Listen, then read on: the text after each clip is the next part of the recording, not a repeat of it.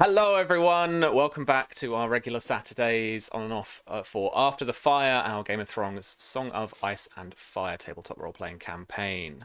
That was a little trailer for our upcoming game, Curse Captains of Cthulhu, which you can get on Kickstarter from Tuesday in just 3 days' time. 3 days' time.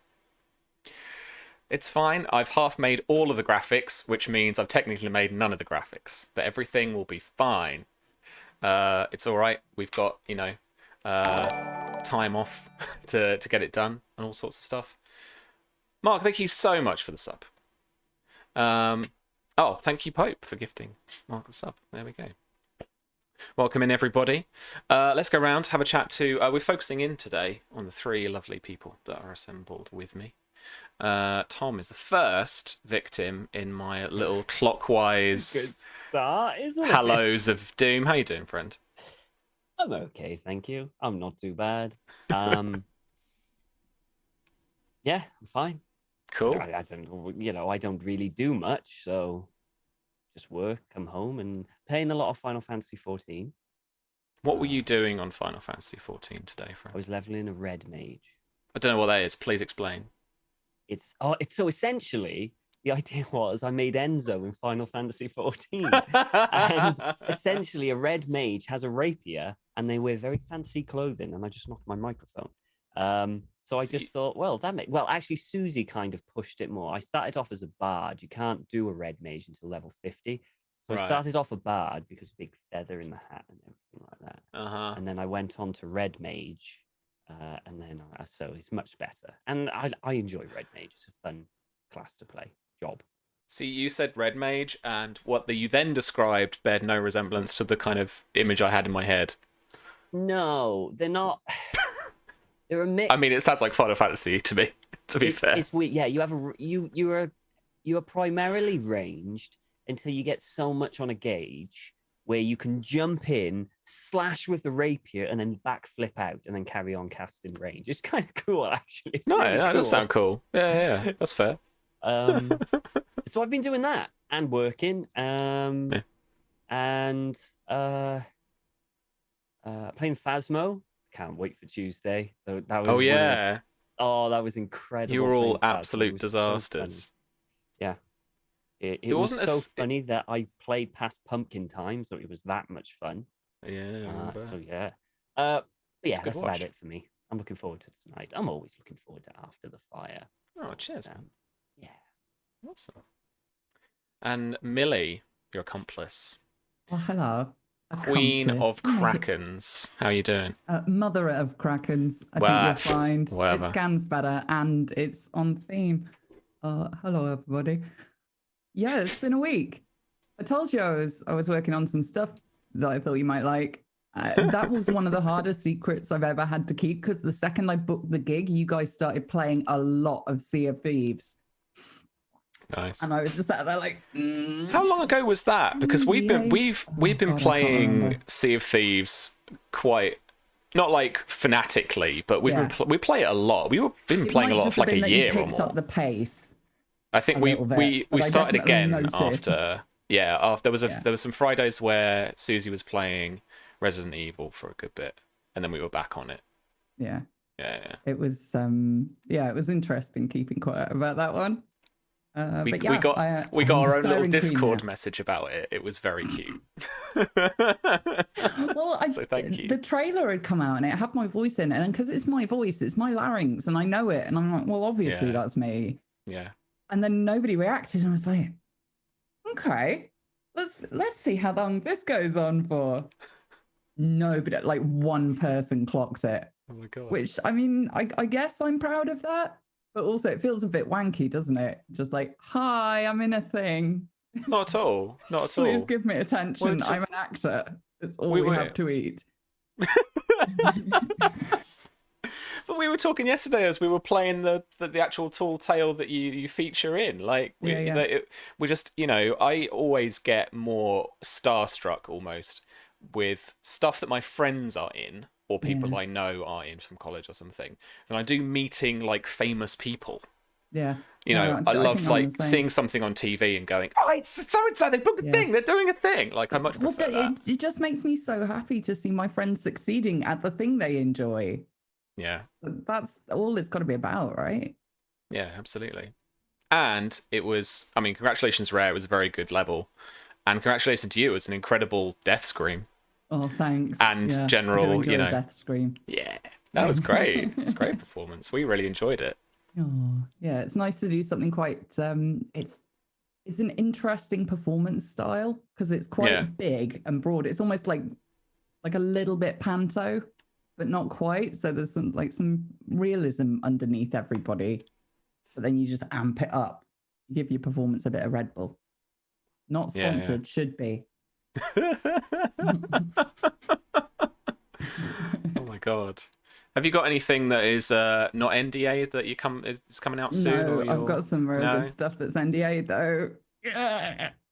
Well, I mean, as we said last night, she's in blooming everything now. I wish that were true. My bank balance wishes that were true.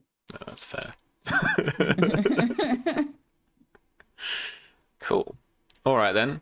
Well, more shenanigans in for the two of you tonight, I think. Yeah. We'll see how long the edging of Enzo goes. Oh yeah, Tom, you missed this conversation last night. Go on. Well, it's kind of romance edging, is it? Is it? We don't know anymore. How long can they go on for? Oh, I see. You know, until we have I was about to say a very dated reference, and I won't say that.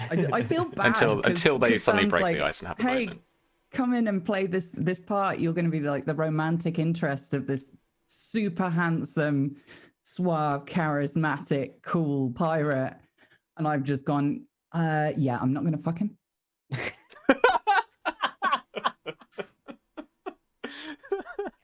Make him work for it. How dare he, pretty boy? Yeah, I can't, you know. Fair, I guess. I prefer it this way. This is fun. It's solved a riddle last time. I did just. Congrats. Just. Yeah. Now I'm going to expect every single sentence coming from you as a riddle. Oh God. What extra meaning is hidden here? Yeah. Oh, so it's a normal relationship then? She says it's fine, but it's not. Oh my God. Susie, help me. There's no help to be gotten here, Sam. Come on now. Oh, how you doing today?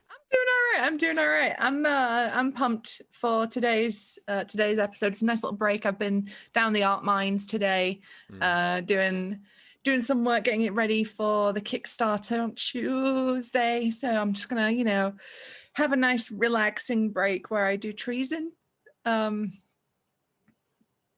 Yeah, so that should be good. But hopefully, fingers crossed, I find some of the Bloodroyal boys today, and we amass a small but extremely elite and specialized force that can kick Horatio out of Ironwood, and then I can get to sit on the big seat and be like. I really want that to be your first move. Let's see.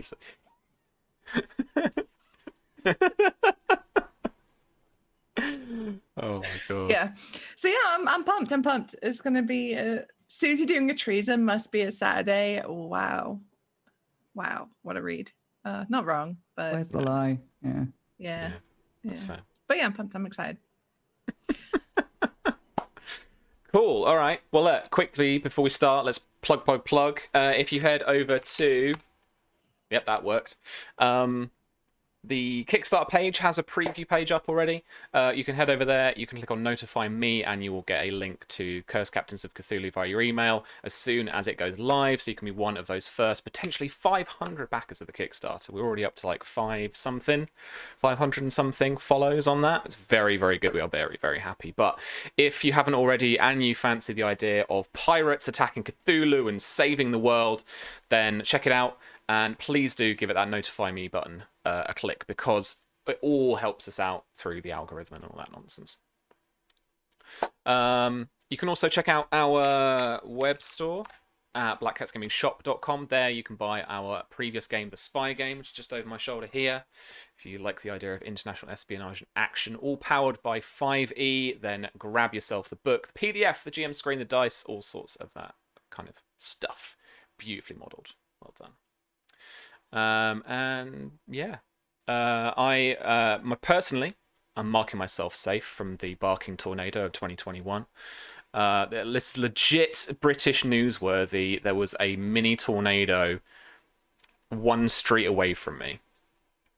They're actually, we joke, but actually a street away they had to close off, and there were like brick walls all in the road and stuff, and like some cars had got knocked about, and trees had come down. Yeah. Wow. Yeah. But like 20 minutes, it looked like the end of the world, and then it just cleared it right up again. It was just like, what the fuck just happened? It was balmy. Anyway, I reckon someone was doing a Cthulhu spell in a basement. Cthulhu knows what we're planning. Yeah, absolutely. But there is a second casualty besides my potato plants.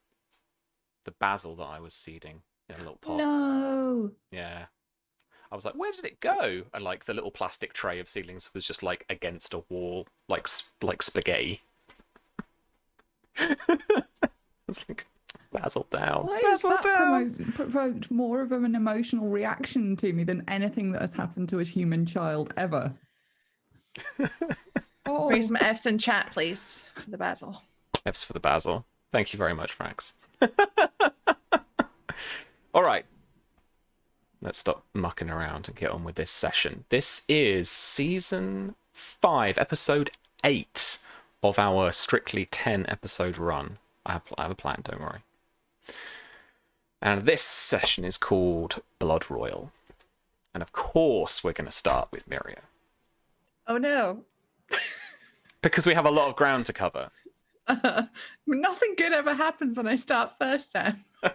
Never. Providing you can roll right and do all the good things, you should be absolutely fine. Uh-oh. Right. Okay. But in the hot Dornish autumn, you have ridden out west towards Castle Ironwood and the Red Mountains. With you on your forward scouting party are Sir Harris. Also in tow, Lady Desmera Redwine. All of you on sandsteeds careering across the desert dunes of Dawn. And obviously a small contingent of knights and guards as needed. Behind you, though you can't see them, you know that they're there, a small advanced fighting force.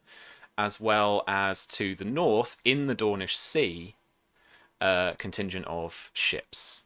A small fleet heading to Ironwood as well. This army will essentially be Harris's and yours to command. Obviously, yours to command was the player, right? But Harris's to command. Originally, the idea was that this army would be small to begin with, as the main force is going to head east towards Sunspear in order to take Dawn for Lord Jourdain.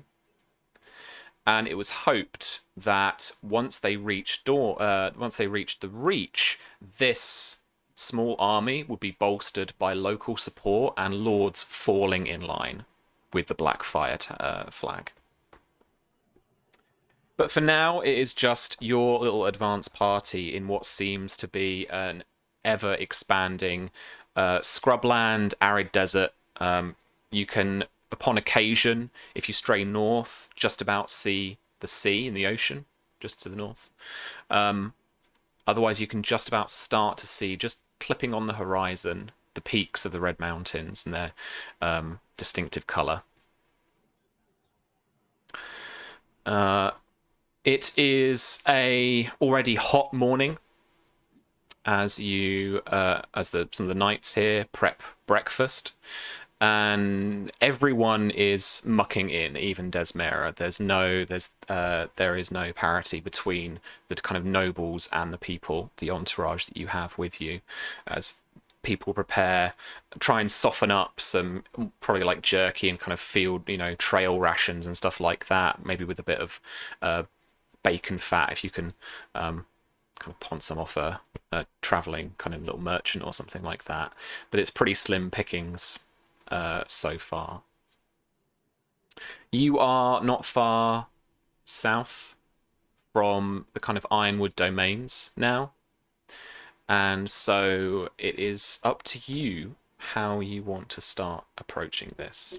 Let's actually have a conversation. So we frame this as Harris kind of tucking in to a bit of field bacon from a pan, from a pot.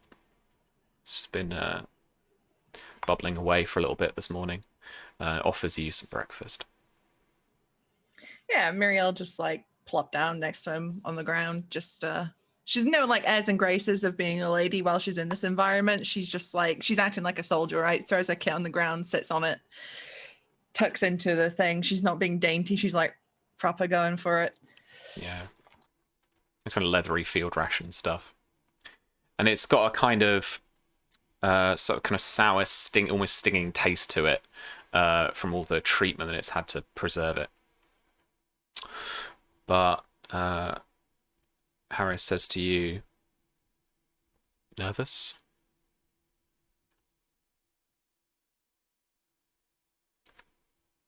God damn it. A little, but I always am when I'm riding out. Yeah. I've thought about being here for years now. It all seems to be a bit dreamlike, I suppose. It's a bit too easy. Feels like we've been riding for months. I suppose the sun doesn't help. No, and it's only going to get worse. The Red Mountains are unforgiving.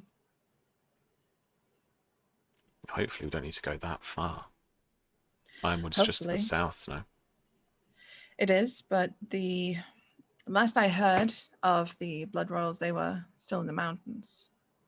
They probably moved, but that was where I last heard they were. Desmera walks up, and out of everyone, she looks the least soldiery. She's probably in some silks, fairly loose. She doesn't have anyone to dress her. Obviously, she isn't. She isn't. Corseted up and in the kind of Reacher garb that she once used to adorn.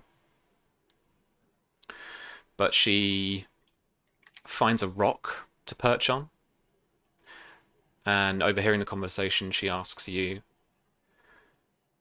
what do you suppose men such as this brotherhood would do without a home, without a goal? I'm not certain. I don't feel that they would turn to casual banditry. I imagine the towns and villages surrounding Ironwood are probably more safer for their presence. I'd imagine they would strike Ironwood forces, perhaps, that are on patrol. Perhaps they've even moved closer to Ironwood and are attacking ships, maybe, somehow. I'm not certain, but I definitely, I can't see them haranguing villages and the small folk. Men let go from their houses who they've felt loyalty to their whole lives are wont to wander. In my experience. Are you sure that they're still around? If they're the caliber of men I met, if they are still the same men I met all those years ago, then yes. It's much more than just a loyalty to a house. The Order of the Bloodroyal, the Brotherhood of the Bloodroyal, it's something much deeper. It is literally in their blood. It is their entire reason for living. They would not abandon their people, their land, so frivolously. And what are their allegiance above their own lands? Yes, the Ironwoods were loyal to the Black Dragon before, but do they really want to turn again? I don't know. And I suppose that's something we won't know until we find them. She looks towards Harris, kind of purposefully, almost ignoring you for a second, and she says, "This could be some fool's errand." And Harris, through the middle of a bite, holds up a hand and says, while looking at you, "I trust Miria, and I'm sure we'll find something out here. If not, well, then we have to move on the Reach." There's a galloping in the distance, and then a couple of the soldiers from behind you, peeking out of a very hot and humid tent, grab up arms and rush over to a single man on horseback. From roughly what you can tell, having ridden from the northwest. He does not look like he is armed to deal with the Dornish sun. Mm-hmm.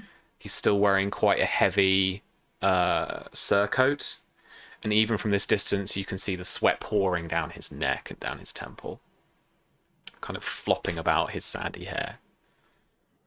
He is challenged, and then one of the knights that are with you takes a letter from the man and looks over it. Desmera gets up, she walks over to them too, and she casts a kind of stern look upon the man and upon the letter before putting on thin leather, ladylike gloves that would be useless really in this heat, but she wears them for just a moment as she inspects the letter, feels up and down its folds, peers in, breaks the seal, and reads.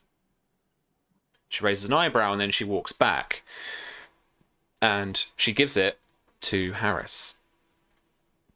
And there he reads aloud. "Past 5 years, war machines have been built in Horn Hill.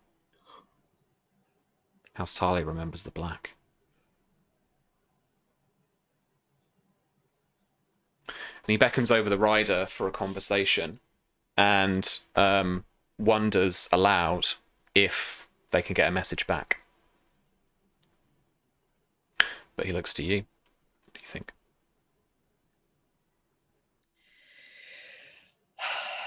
If that's come from who I suspect it has come from, then I suspect it's truthful.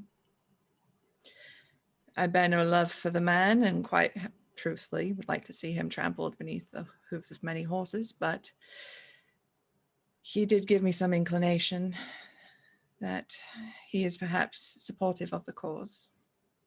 You speak as if this could be anyone but Lord Tarly. It could come from his son, Samuel. That is who I speak of. Why would his son be so interested? Why would this not come from Lord Tarly? I'm not certain why that would be the case. But there was a conversation I had with Samuel at Fox Hollow where I made some not so subtle allusions. And he responded positively. Mm. If he is sending letters, though, surely his father knows. If it's true, if they have been constructing war machines, then perhaps the Lord Tarly Senior knows. He asks the rider where he's come from, and he says he's come from Old Town. Old Town? He was instructed to give this letter directly to Sir Harris, and it was indeed from Samuel.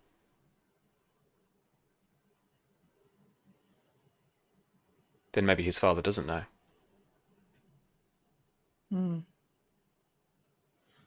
What if his father doesn't know?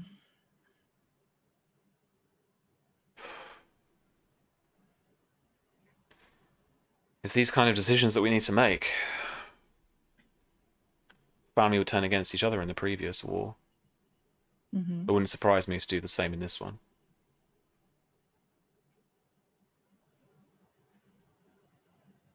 And he asks the rider, do you know where Sir Samuel is now? And the rider doesn't know, obviously. So I guess the only way to respond would be to head to Hornhill.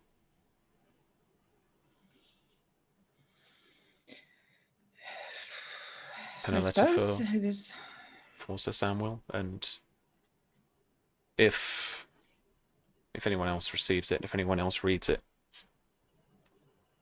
and they are now loyal to the Tyrells, then it could forewarn them. And Desmera turns round, and at that conjecture kind of just laughs and says, they already know we're here. Let us at least try and gain an ally.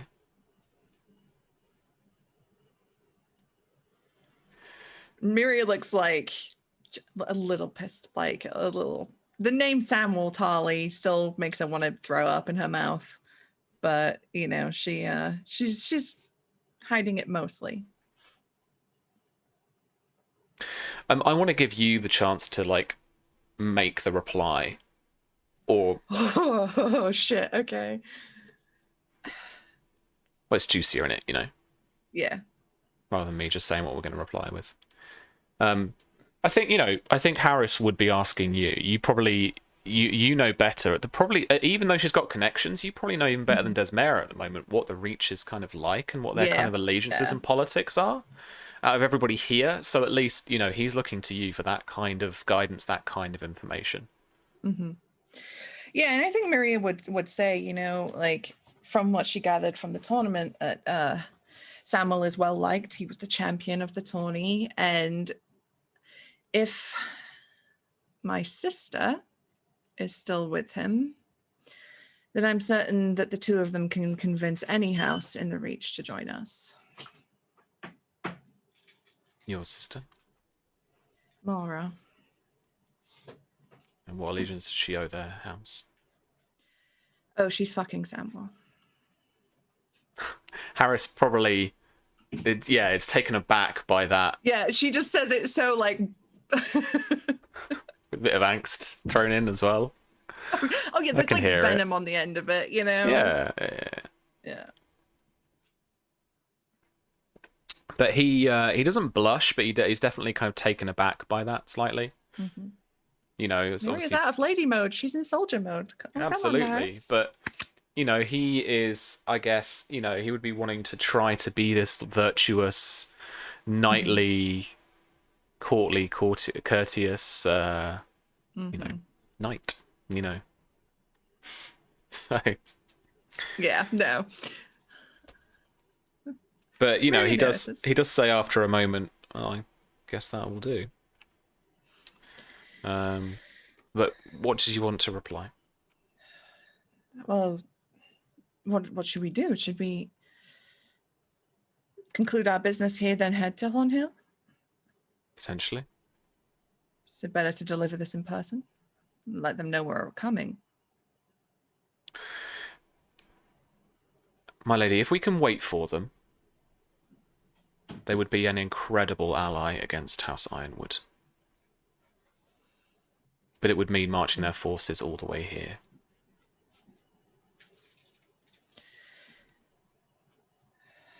If we could wait for them, then yes, House Tarly has one of the biggest armies in the Reach. Then we would have to convince them that it would suit their purposes to march into Dawn, take House Ironwood, and then march back out again. It would mean that Tarly Host would form the major part of ours, and that we would be invading the Reach together.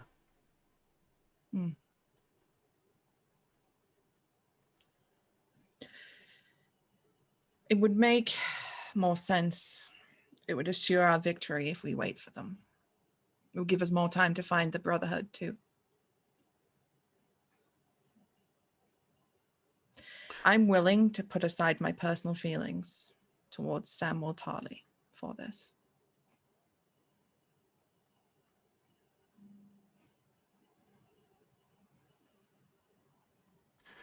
Very well. Then you'll have to take more time about it. You know him best. How should we word this? We should...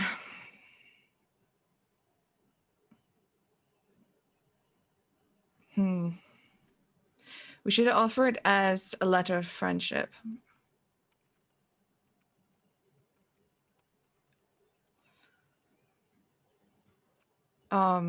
We should ask his help. He is not necessarily prideful, but he is a knight through and through. Tell him to await a visit, perhaps? Or should we ask him to come to us? It'd be quicker for him to come to us rather than us to go there and back again. It very much would. I feel too that in a way we should ask for his forces in this letter, because marching down through the Prince's Pass, even past Fox Hollow, would mean contention with possibly the Manderleys, the Fowlers. House Tarly doesn't necessarily have a good relationship with the houses of the Red Mountains. They were one of the main families during the skirmishes into Dawn in the past few years.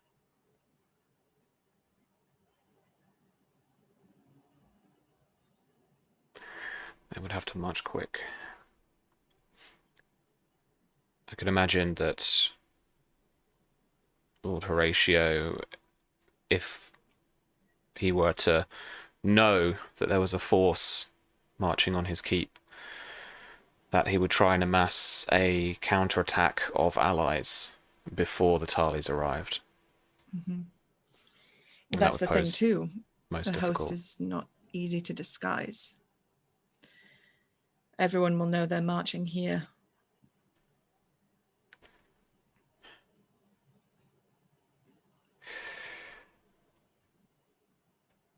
We really, I believe, have two options. More of a pitched siege, which I know with our force that we can't really hold out. I'm not sure of their garrison. You might, but it is, in my opinion, not big enough, and attrition will kill us far sooner than it will the Ironwoods. But it could afford us the alliance of the Tarleys. Or we could try a more subtle route, try a more pointed attack, try and gain entry into the keep somehow, and try and take out the house from the inside. What if we do both? We request the Tarly aid, they begin their march, and then just as Horatio is beginning to fluster, beginning to gather his allies, we strike with our more coordinated, smaller force. Then, should things go wrong with our smaller force, we at least know that there is an army on its way. And if we can hold out for just that longer, we will have that assistance. And if they're fighting on the outside and the inside, they can't stop a siege. They can't stop a host walking into Ironwood. Or even if we manage to take the keep, then it's the siege in reverse. We have to hold out and wait for the Tarly force, providing they'll answer the summons, of course.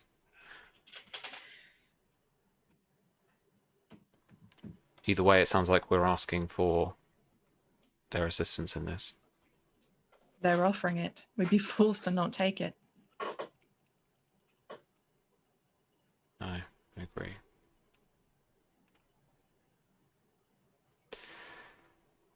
Very well. And she'll ask for his assistance.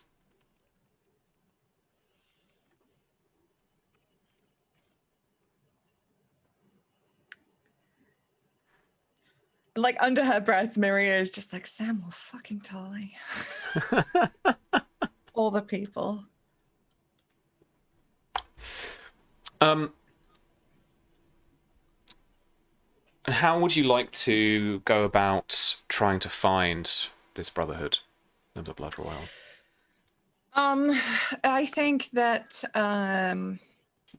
we'd be taking a like a infiltration-y, sneaky route. Like we would go to like small settlements and ask, have you heard about any bandit attacks, or has anything been happening, stuff like that, trying to gather rumors about hearing of things, rather than just like a small force just like combing the desert looking for these people. Yeah, absolutely. Yeah, more rumor and stuff like that. Cool. Yeah, cool. All right, that's good. So part of the reason I brought Desmera along as well was I wanted to just kind of introduce the idea that that's been percolating that might kind of bring more to the forefront next season, as I think what we might start to do is there might be just a kind of slight change in pitch of how we play the game, that there might be some more broader actions that people take, sending out agents to do something for them, or sending an army somewhere in order to try and occupy it, something like that. So I want to introduce the idea that you have an asset available to you, which is Desmera. So you could, if you like, send Desmera out to do this for you, as well as you being able to do something, go and do a certain action or find out something like that. So she and a few of the knights could go out and try and find out those rumours. Do remember that she used to be the Lord of Whispers for Leo Tyrell. I remember. So she's probably got some skills there, although she undoubtedly doesn't have the connections here in Dawn that she would have had in the Reach. So you can chance her streetwise, or you can use your own, and you could get her to try and assist you as well. What does assist do again? So assist works. It's a little bit more streamlined now in Sword Chronicle than it was in Game of Thrones, thankfully. And basically, you lend a flat modifier to the person you're assisting, and it is equal to like half your rank rounded down. So, no, that would be pointless. That would be genuinely pointless getting her so to if assist you me. if you had a rank of 3, you would lend a +1 to the result. Yeah. If you had a rank of 4, you would lend +2. That kind of thing. Okay. I have to assume that as Lord of Whispers, she's got a much bigger streetwise than I do, which is 0. So I will dispatch Desmera to find these rumors. Okay, cool. I will roll her streetwise then. Oh, Desmera, don't fuck me. Have you got any little friends in chat? I got nothing. You not got anything? It's just Tom with a keep dice. That's all there is. All right, no worries then. Let's check. I'm not going to spend my own dice there to mess you up. No, yeah, of course, yeah. Why would you? Oh, she has. Desmera, I love you. Please have my children. Those the webby 6s that we're always talking about there. 3 6s out of that. 2 bonus dice dropped. All 6s. Fuck. Roll 20 It's true love, to find the true boys. love. It's just my girl Desmera coming through for me. Yeah. All right. Well, okay. That gives you all 3 things. Fuck. Okay. Because I actually wrote this in quite a coherent way. Okay. Number 1. There have been attacks along the coastline. Of kind of fishers, a few fishing vessels. There's even talk of a trade ship that was essentially attacked by pirates.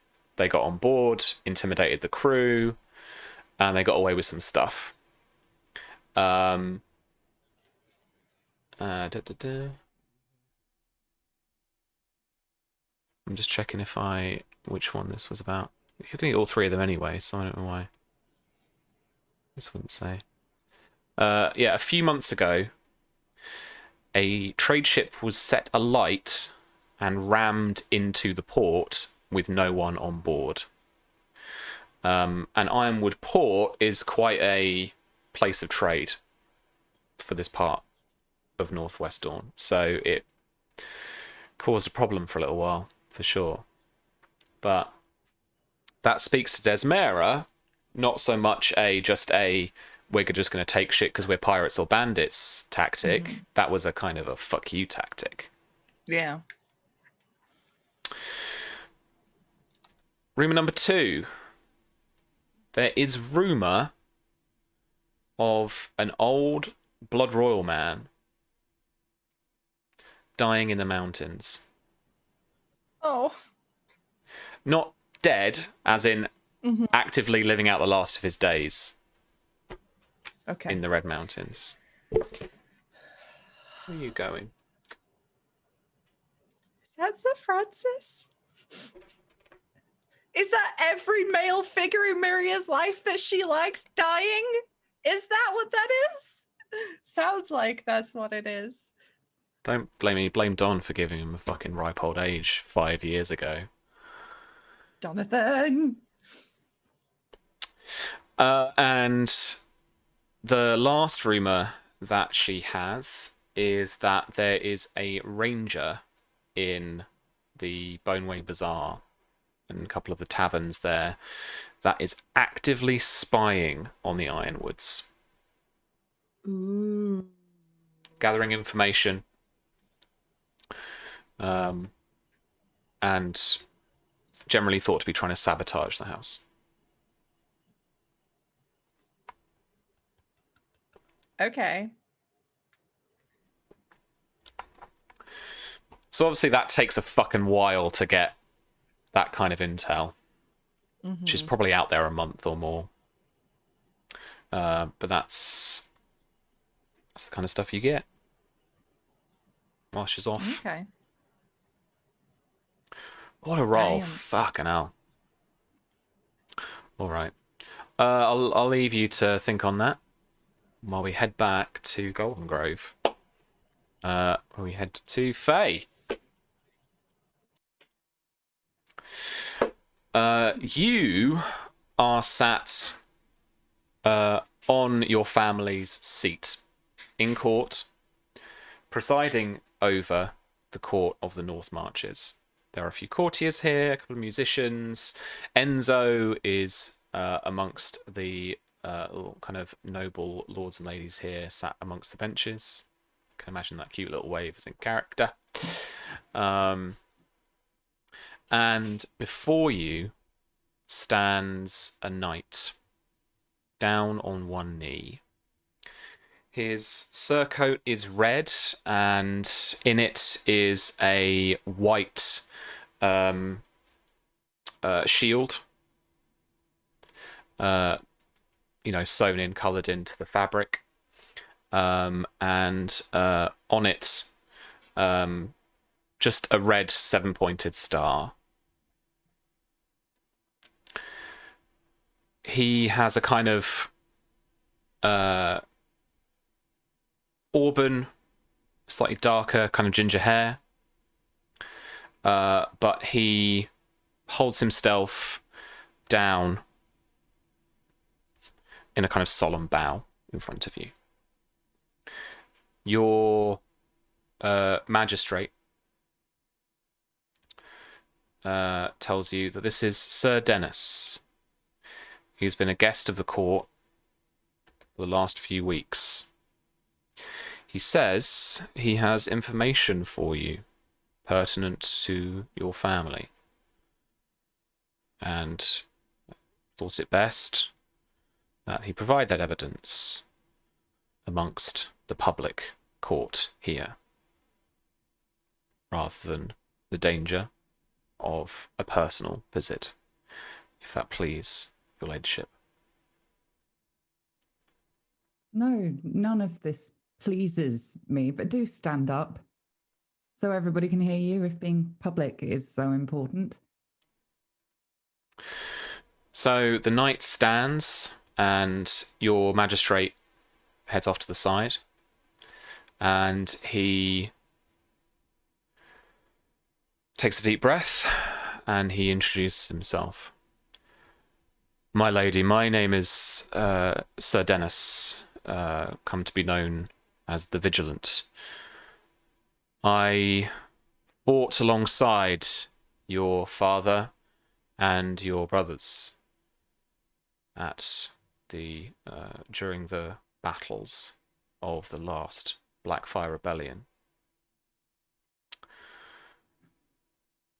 It was there amongst them that I was captured by the Black Dragon's forces and kept as prisoner until he turned his gaze towards King's Landing before the Battle of Redgrass.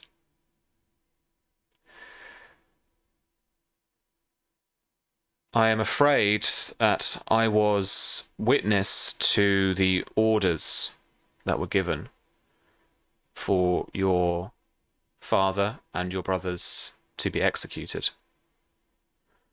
But it is not as simple as all that, if I am to believe my eyes and ears and my recollection of those days.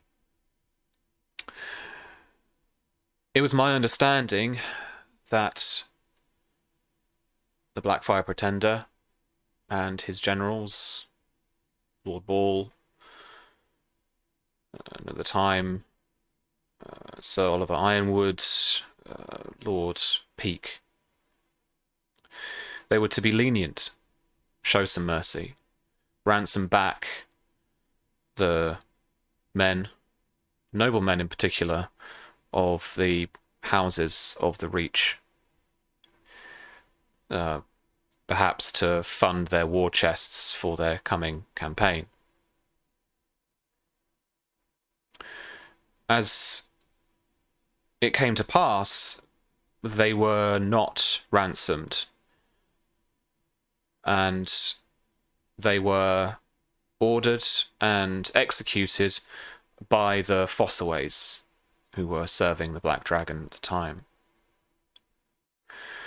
But it was not of their action alone that they took upon themselves to execute your family. That order, from me seeing my own eyes and ears of it, came from the Lord Costain, housed to the southwest.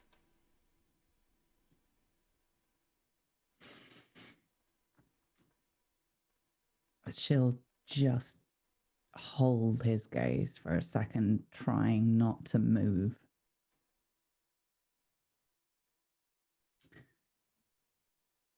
It has been quite some time since the events you describe, and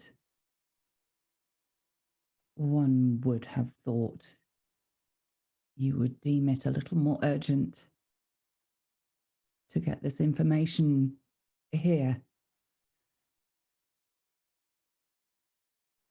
Why now? I am sorry, my lady.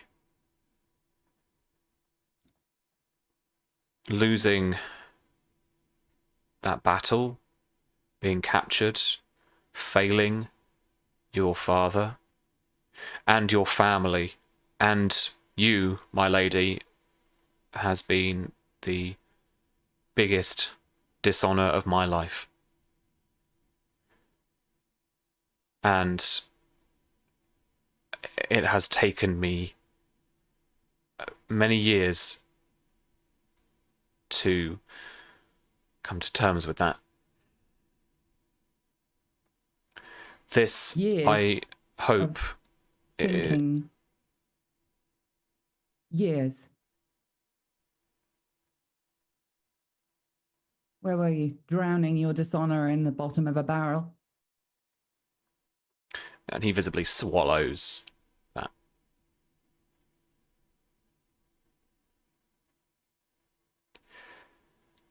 It is my hope, my lady, that my story gives you some new measure of what happened.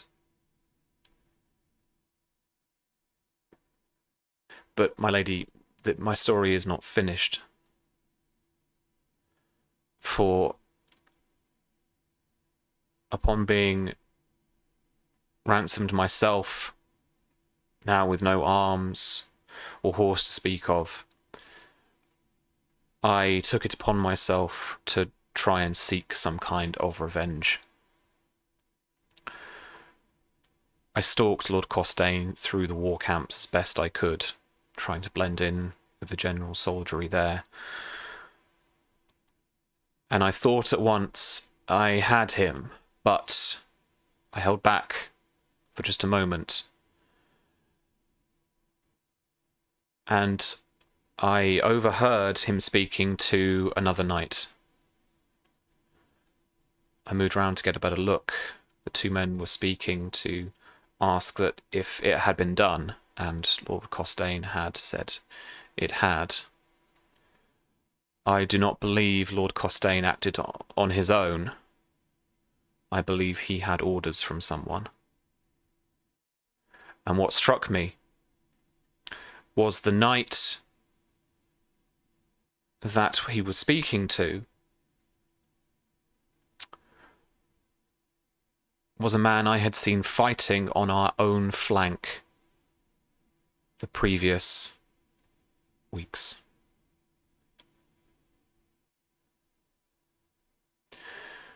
This man was an older knight.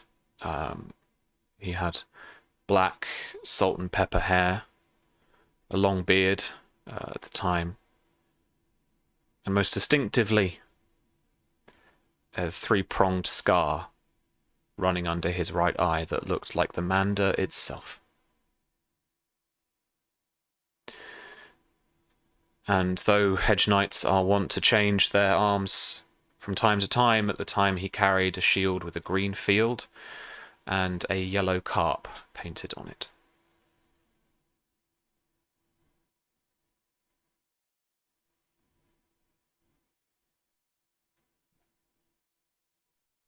You can see her fist just clenching white. And she glances over to the magistrate. And then back to this man. And what assurance have I from you, sir, that any of this is true? You have none but my life. And he pulls his sword and he lays it down in front of him as he kneels once again.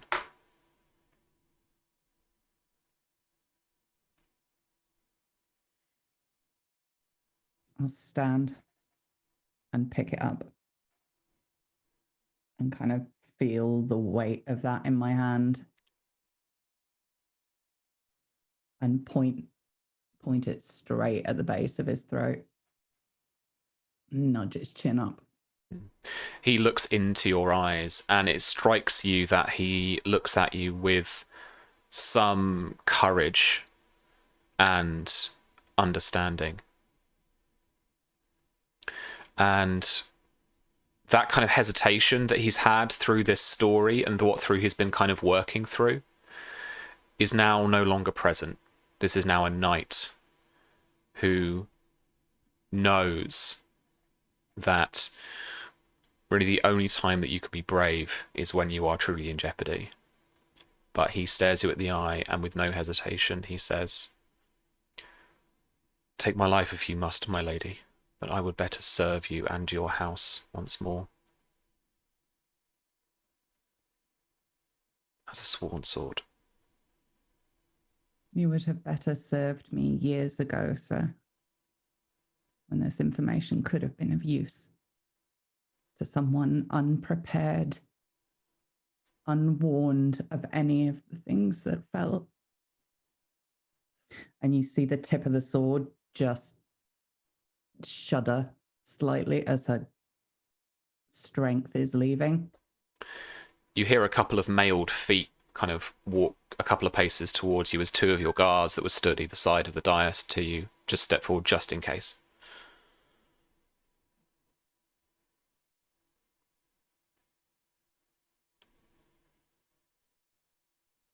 Someone keep an eye on him and take this away from me. And I hand them the sword.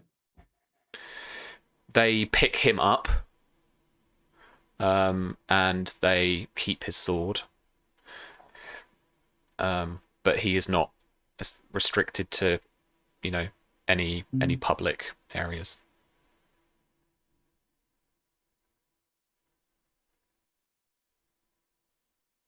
I'll lean into the magistrate. Summon all the singers in the area. I want them here now. Yes, my lady. And he scuttles off.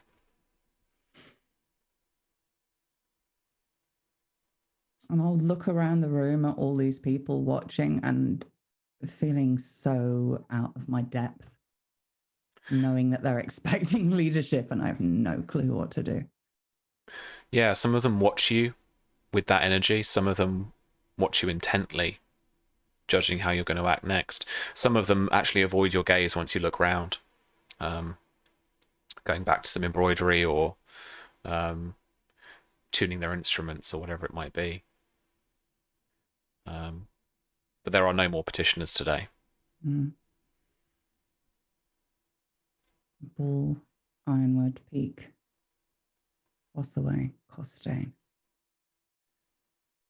Are all of those names on those papers that Enzo found?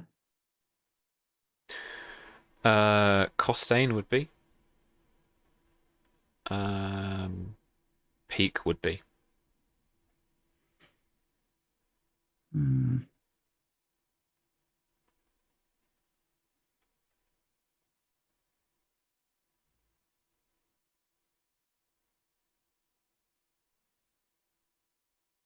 Friends, and I'm speaking to the entire room now.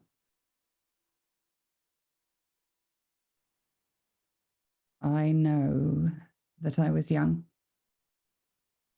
when I received unwanted the title I now bear. And I have attempted to keep our house in the way that my father wished it to be, full of light and joy. But I fear that dark times are ahead of us and we must prepare. I do not want any of you to be afraid of me and the things I may have to do in order to keep us safe. But you will obey me. Is that understood? There is a few murmurs of yes, my lady. Some people just nod. Some just stand and look. What we have here is more valuable than any of our pride. So let us do what needs to be done. And then maybe a festival.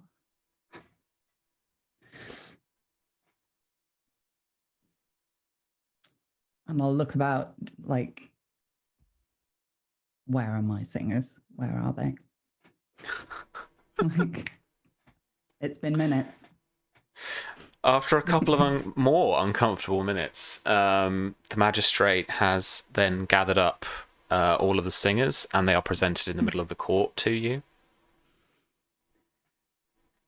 I could attempt to be subtle, but time is pressing. So those with ties to the former master musician at Highgarden, please step forward. Do you mean musician in a kind of... No, right, okay.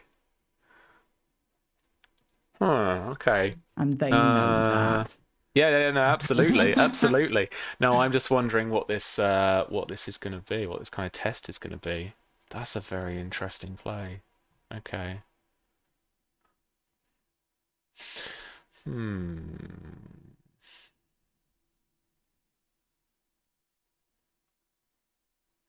I feel like...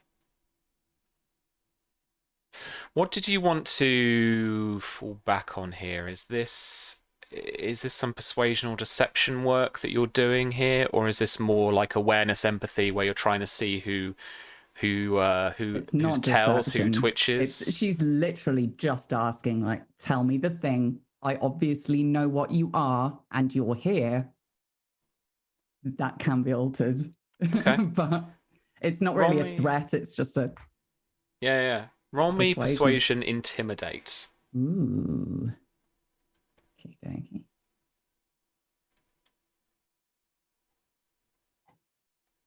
Ooh, 11.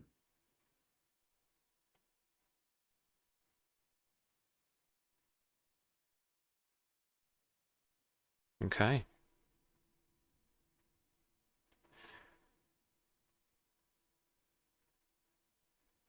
A few...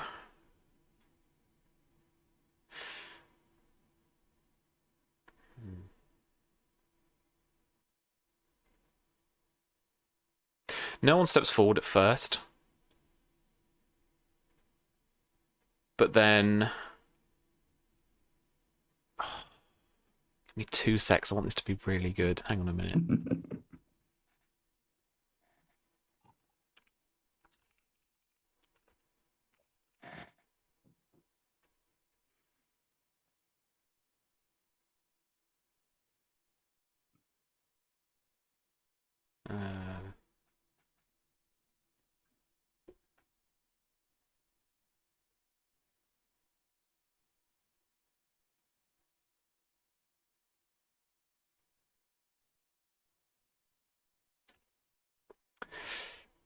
A man in thespian's garb, no instruments, steps forward. He's a bit older than the rest. And he's in kind of shabby but colourful entertainer's clothing. Quite a big ruff.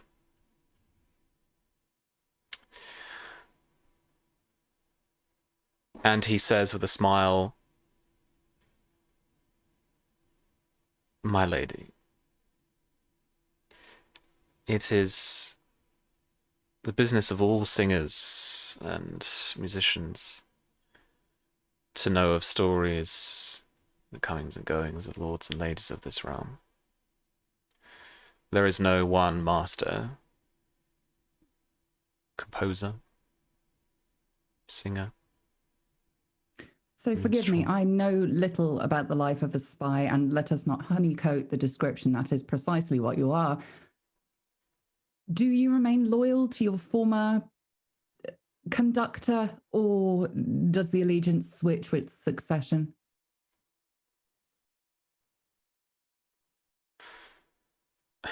Well, I guess that would all depend on their demeanour and our disposition. And the current master's demeanour? Aside from being a hideous prick, of course. But my lady, they're all hideous pricks. What's your... in the cheat sheet now, don't I? What is your will rank? 5. You just thrown me into an intrigue here. Okay. Yeah.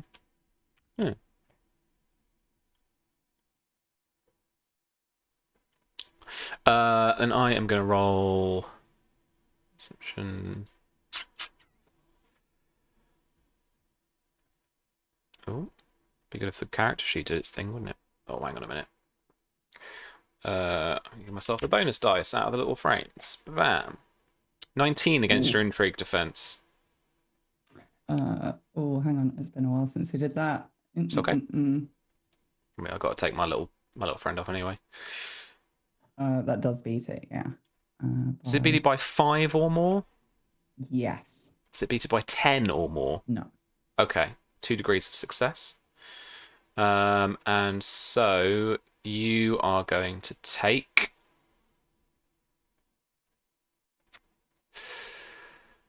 10 composure damage. Okay, hang on a second. Let me just have a look at the cheat sheet. If that would knock you out to take your composure to 0, you can take frustration. It was how many damage? 10. No, That will be reduced though by your disposition rating. Mm-hmm. So if you don't care for whoever this guy is, that's a default. Starts at 3, so you knock 3 off of that. So you'd be taking 7. If you loved him, you'd be taking 1 off of that. If you absolutely hate him, I mean, this would probably be like dislike. Yeah. Yeah, If this you is definitely unfriendly. Unfriendly? Yeah, okay, There's cool. a spy So in my court. I don't like him. you don't like any of them. No, that's perfect. So you would only take 6 composure damage. Okay. If you were to take it. If you want to ignore it, that damage just now, you can take frustration. No, that's fine. Okay. Cool. He's being rather charming. Good luck with that. But yes, they're all arseholes. Every single one, from the top of the towers to the bottom of the gutters. Clearly takes one to know one. Congratulations on your associations. So, are you going to answer my question? What question would that be, my lady? Do you remain loyal to your former mistress, or has leadership changed? My lady would know that best. She is well regarded in court in Highgarden and has visited there for quite a long time. Your lady. You, my lady. Let us not pretend.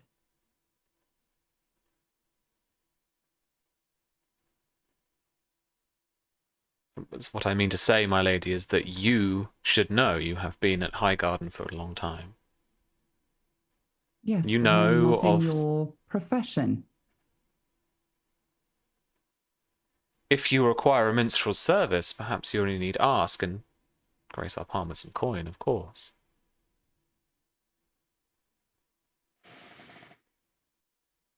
She'll kind of level her gaze at him. He's actually a little bit shorter than you are. Do they have to teach you to be like this? It's insufferable. I usually enjoy a little wordplay, but you're making it terribly unpleasant. Do you want to roll a taunt for me? Oh, did you want to take any different actions? Did you want to try and like read target, or did you want to try any of those other things? Fast talking. I'm okay for now. Taunting's good. Taunting's good. Okay. Got a little juicy fruits intrigue going on. I wasn't even prepared. I've used up all my good rolls on pretending not to be in my own court last time. Yeah. Okay. It's not gonna take any damage, I'm afraid, there. And I'm going to roll bargain. That's exactly what he's doing. I'll roll another bonus dice out of this. 17. He's a good courtier. Does that beat your intrigue defense by 5 or more? Yes, by the skin of its teeth. Okay. So, bargain, you will take only 6 composure damage, whittled down to 2 from your disposition. Okay. That's fine. So it hasn't been as convincing there. But there was the mention of money. You need but ask.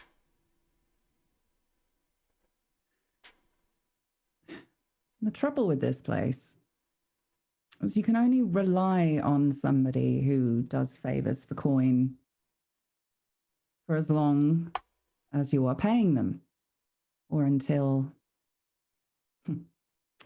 someone offers a greater sum. Is that not true? The ages are long, my lady.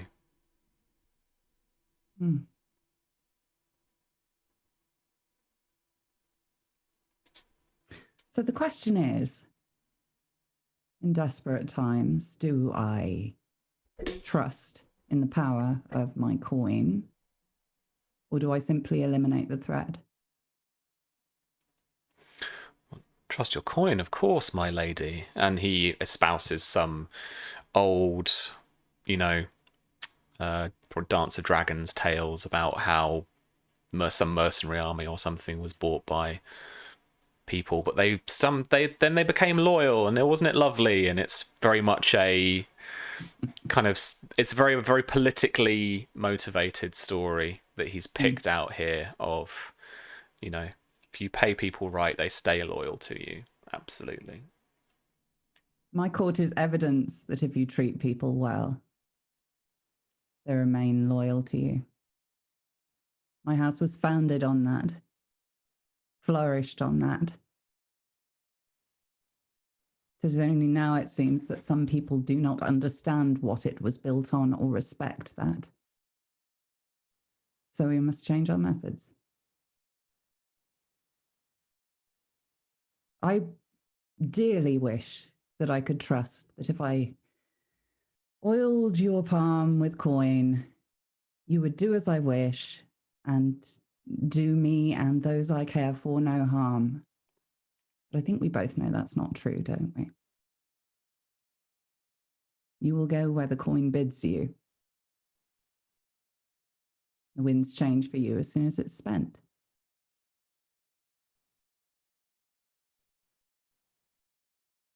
And I speak now of all of you, not just the only one of you with the balls to speak up.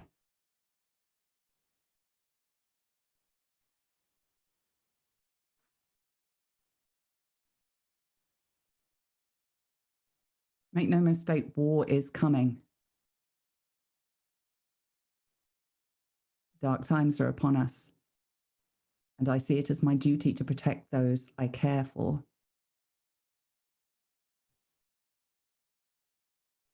The question is, are you going to help me?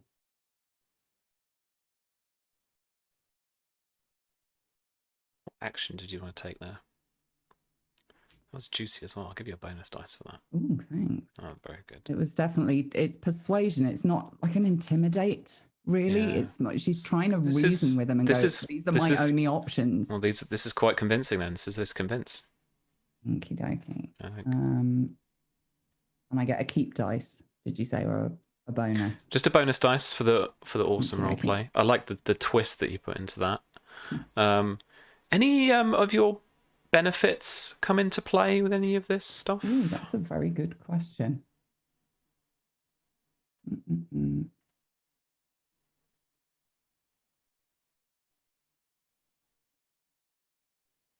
Oh, my persuasion tests ignore 1 DR of my opponent's disposition. I add +2 to all convince tests. I really should have checked that before we got to this point. No, it's all good. So we'll add a +2 to this result. So and this I'll is a convince. ignore. Yep, and I'll ignore 1 DR. Okay. Come on, Faye. 17. It's a good one. It's a good one. Be 19 with that +2. Which, in fact, gives you 3 degrees of success. So that is 3 times your will rank. 15. Which means that you have succeeded this intrigue. Congrats. What is your objective? What do you want him and this posse to do? I want them to work for me. I have people that need to be warned for things, and I know that they've got the best chance of getting messages out to people. without being seen, and nobody would assume that I would have those connections, so they won't be watching them. They are going to accept, so they're not going to try and fight the, fight the compulsion, which is something you can do. Mm-hmm. And so there's something about obviously there being this court in the North Marches, which is also, is probably one of the more prominent minstrel spots, I guess. It's one of the venues that you go to. It's like when you go on tour. The arena. Yeah, it's one of the arenas, right? So yeah, there's something about this court that is very appealing to them. They don't want to lose, so that's absolutely why he is accepting. Mm-hmm. All right, so you've got an asset. You've got some spies. And I will, just as we've made this agreement, so you're all welcome here as friends for as long as this court exists. I will have work for you all. But make no mistake, if any of you bear any ill will towards myself, my house, or those I hold dear, or plan to disrespect the bond we have forged today and sell information to another bidder, warn them that I will tear their throats out with my teeth before they get what they want.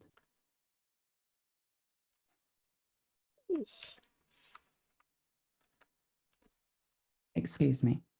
And I'll leave the room and go and have a little panic attack. Tom, do you want to come on in here on this at all? You sat there nice and patient. I don't think I want to talk to her at this bloody moment.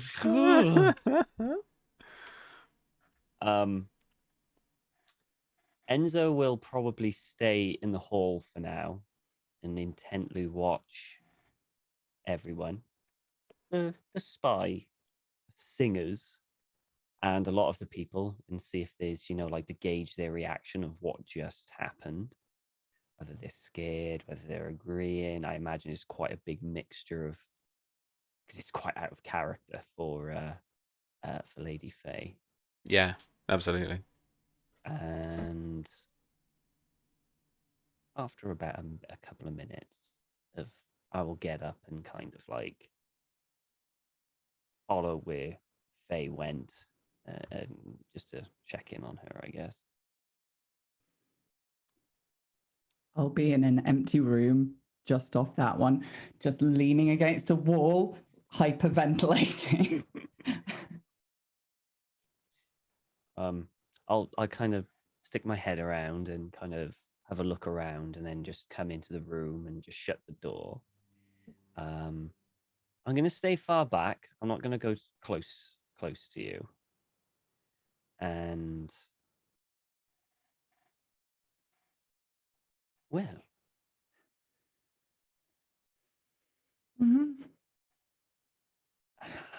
how are you feeling? Awful.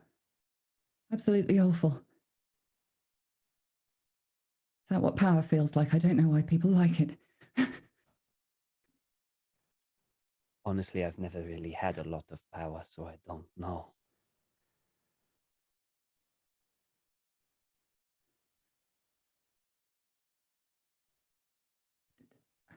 It was a lot of information to take in in a short burst.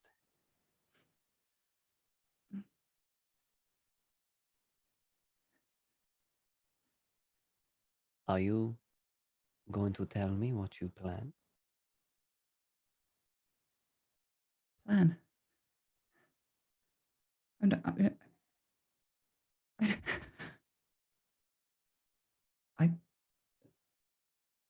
don't know. It's bargaining chips. They didn't school me in any of this. It's not.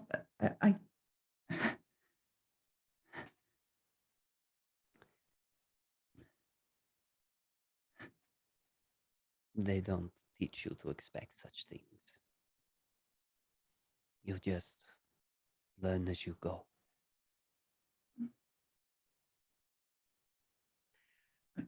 Perhaps I should rephrase what I asked. Do you have an end goal to all of this? Survive.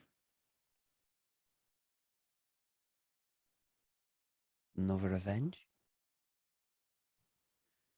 You see a little fire in her eyes at that, just.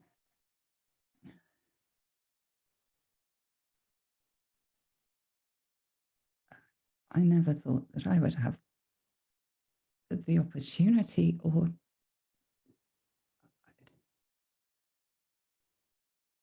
just want to hurt him when I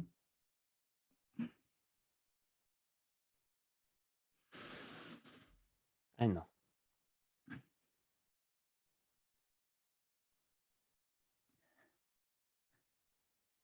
Please stop me doing something stupid. I can feel it.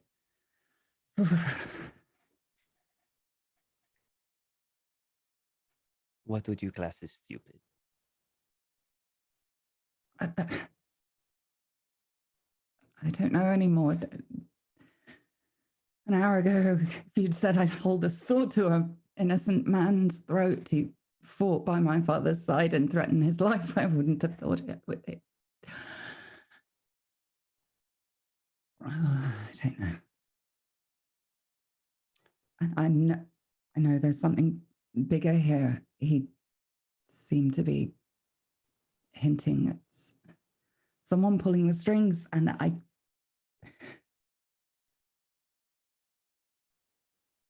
if I dismantle the puppet, I never get to find out who's pulling the strings. Well, you don't have to cut every string. What do you mean? If you think that there is someone, a puppeteer, using the same analogy that you are, a puppet tends to have more than one string. It could probably survive with one or two cut.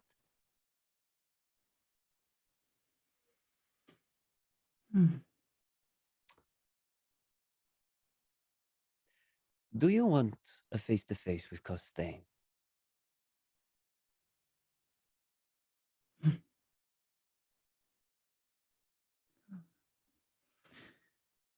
Well,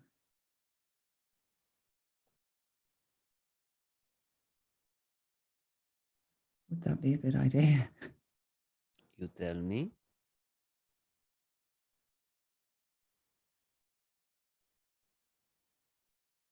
All I can think about is hurting him.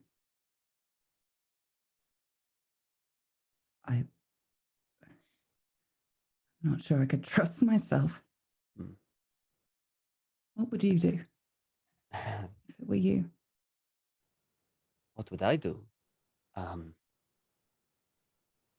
don't think Something you cared about more than anything else in the world had been taken from you. Your entire life thrown into forfeit. And you finally had a name. What would you do?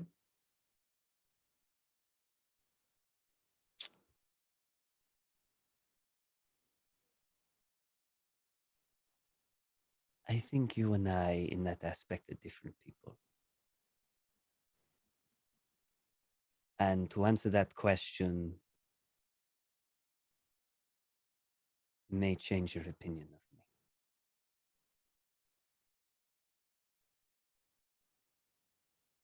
I would rather know the truth about you now. I've been forthright about myself.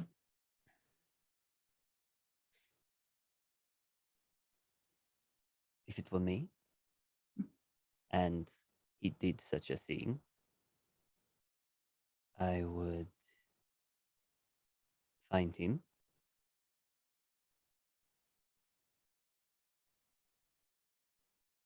and I would make him suffer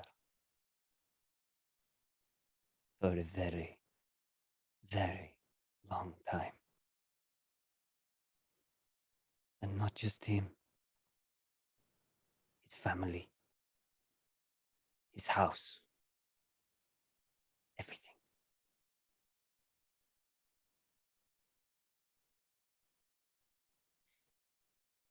But you are not me.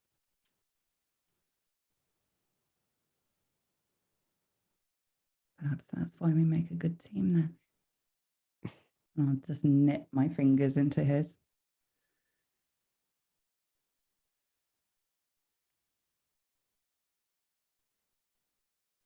I will make sure to stop you from doing something that only I would do.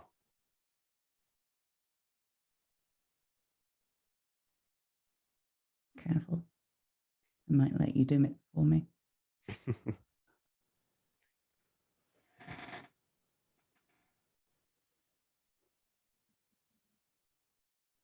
What would you like me to do?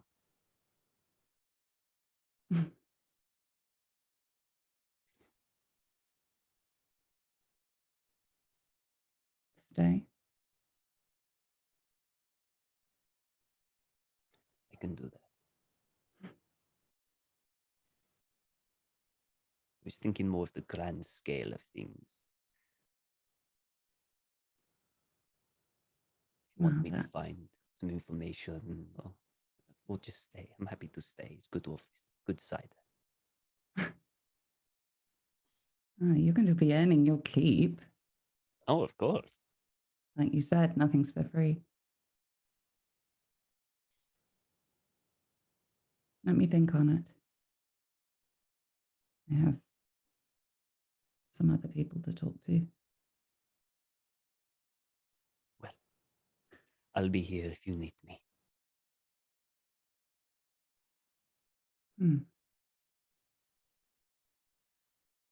How are you enjoying your rooms? They are a vast improvement over High Garden. Vast improvement. Will I mean, I am wondering. I am in a. Every time I pick up something, a glass of wine or something, I am expecting a little message. I did enjoy that. I'm glad. I think I would really like it here. This is a beautiful place. The only downside is I cannot see the sea. But that is it. We've got a river. Careful. If you drink too much, we'll throw you in the cure and you won't miss it at all. Okay, well. We'll be sure to be careful then. Well, you've been nice enough to see my home and appreciate it for what it is. Perhaps I should see your home at some point. The sapphire, not the origin. One day I would love to show you the sapphire. It is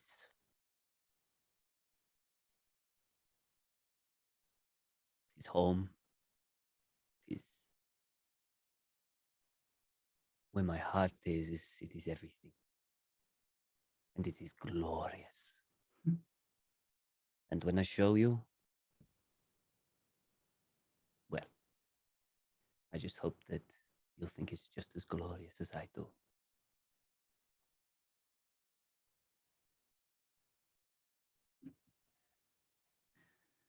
I'll just trail a hand across his cheek and hold his gaze for a really long time. I'm going for the kiss, why not? Ooh, yes. But a little more, now that he's been the one to break, I think she's a little more like the boisterous lady you met in the wood that time. She'll just pounce you up against a wall. Hell yeah. Make sure the door's locked.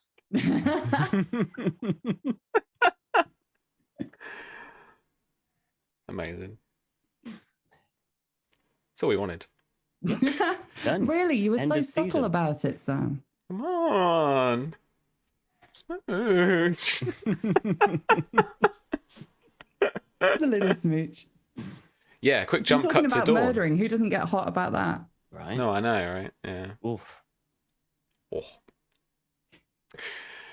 Miria. Mm. You've got 3 leads. Where do you want to go first? Okay, so just need a second. Whew. It finally happened. My ship came true. Hotter than the Dawnish summer in here. It is, isn't it? Like, whew, let me get the Just fan. turn the fan up. All right, that's campaign over. We're done. All right, bye. No, So- I That's all we think. wanted.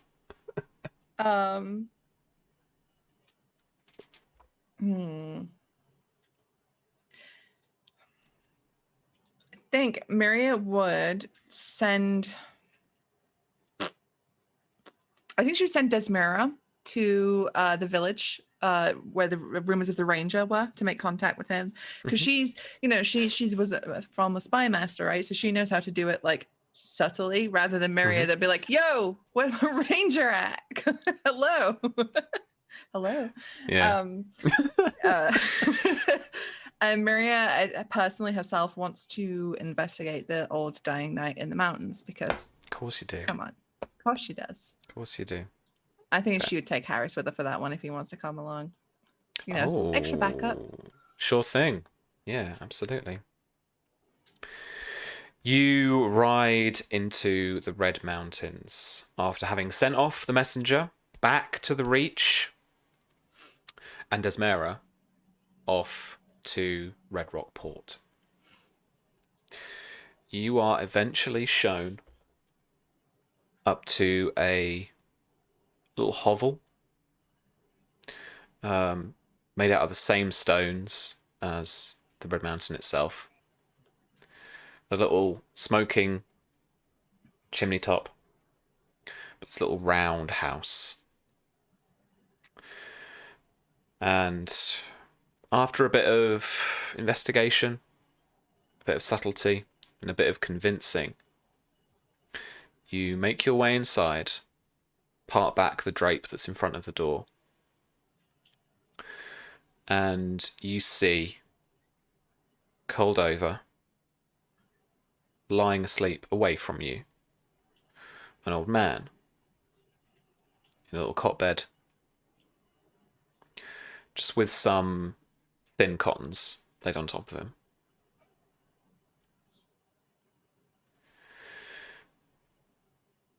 In here, you've got the smell of rural life, herbs drying above the fire, a little bit of meat on the go, but a kind of musty, dusty smell.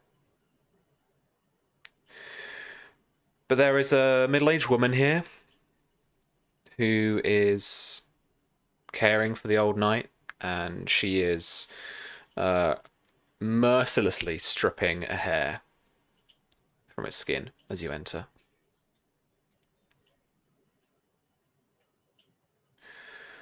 "Ah," she says, "the visitors we were promised." You're expecting us. "My son." And she points to the young lad who'd shown you up the hill. She looks to the old man and she says, "Not many days now, I can imagine." What ails him? What ails most old men? A slow fever, a little pallid complexion, and they will go soon enough. And there's nothing that can be done? You might pray, but he cannot live forever.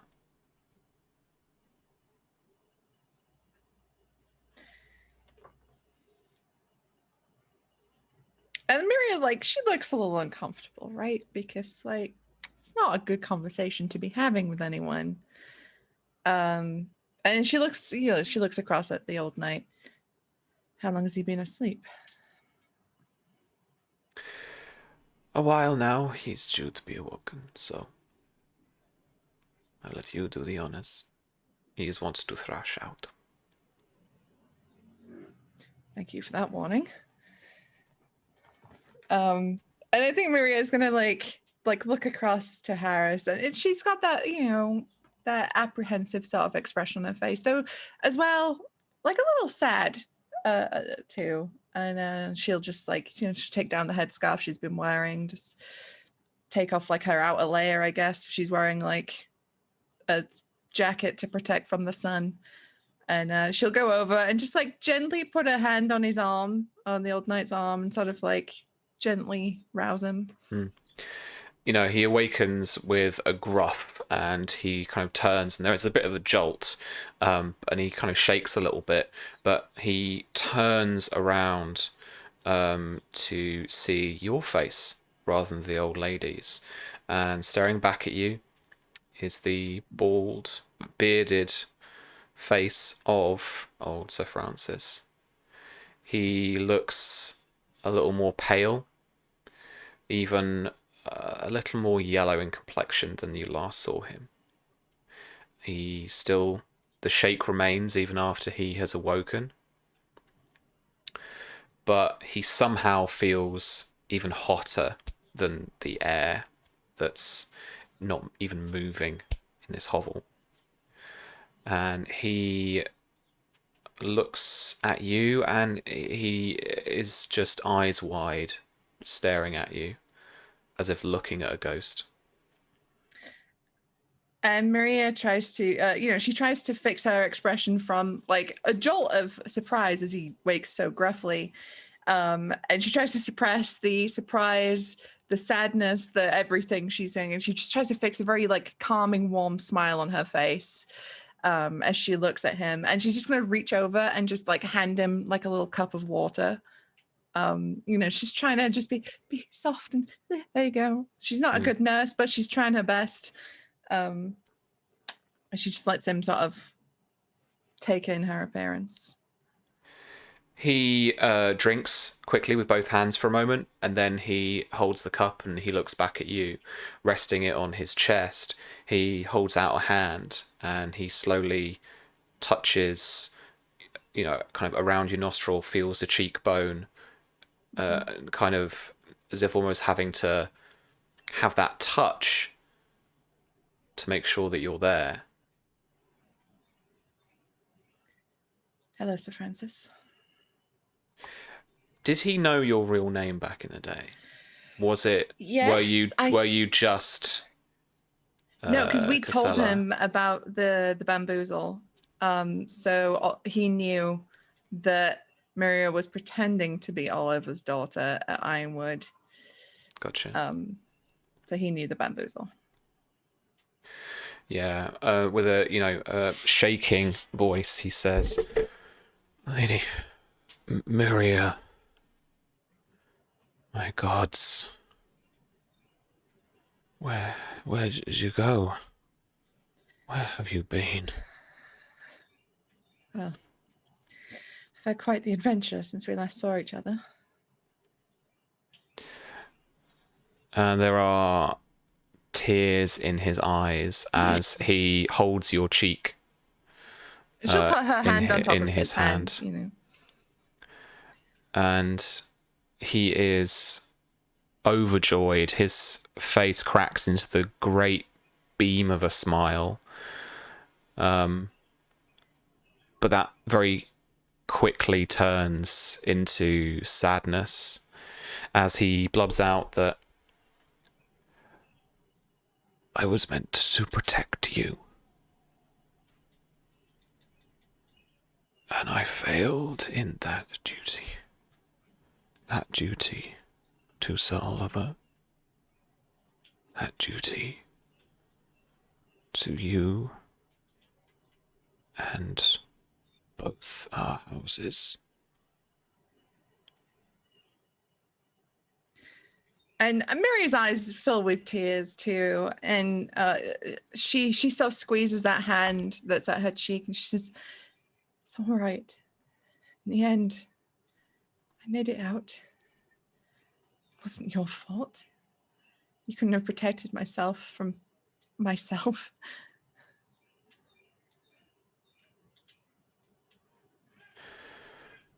I'm afraid I can not take up that vow once more. I would not ask you to. If anything, I've come here to beg your forgiveness. And, he cries and splutters a bit at that, but he says, there is nothing to forgive.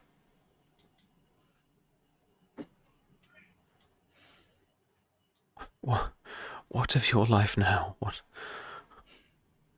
are you to do now? Well, I intend to make reparations for all that transpired by... And she looks quietly, she looks back over her shoulder at the woman that's trimming the hair, and she says quietly, come to reclaim Ironwood. I've come to restore the Brotherhood. He slowly and taking with putting the cup down and taking your hand with his other hand, he pulls himself up to a sitting position on the bed, and with your help he tries to get up. Yeah, slow and steady, I'll help him up.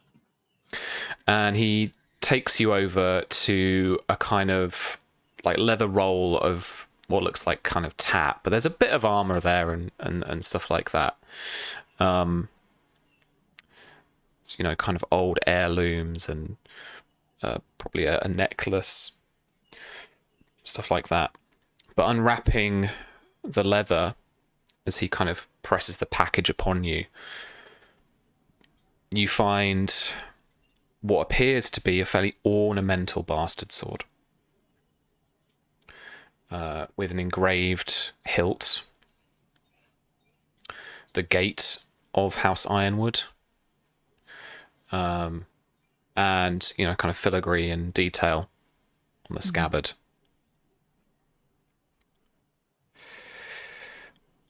He presses upon you to take this. This is the sword of the Bloodroyal. It was handed down from his father to him. The oath of the Brotherhood of the Bloodroyal is, the leadership at least, is a hereditary or pseudo-hereditary thing. But if, without there seemingly being an heir, if you were to present this sword to try and reclaim the Brotherhood, then you have more chance of people following you.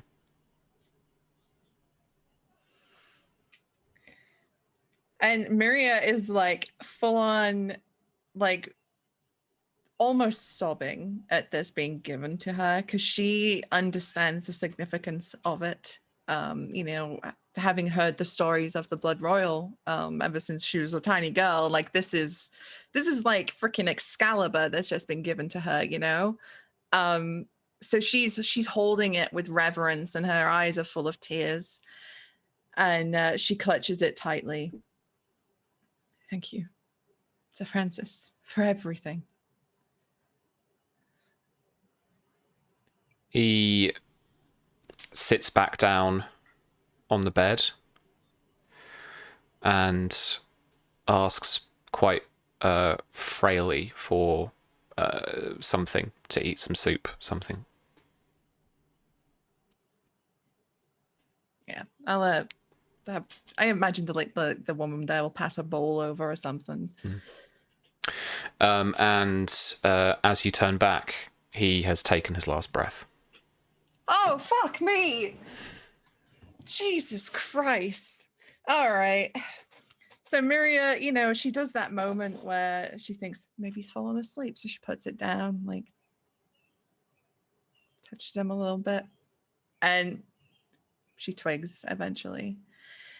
As she takes a moment, she folds his hands over his stomach because she feels like that's maybe a little bit more stately like pulls up the linens over him, closes his eyes, and she'll lean over again and whisper to him,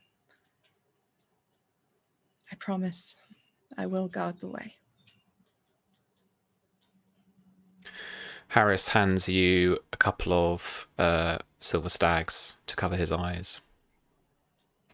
Yeah. Cover his eyes.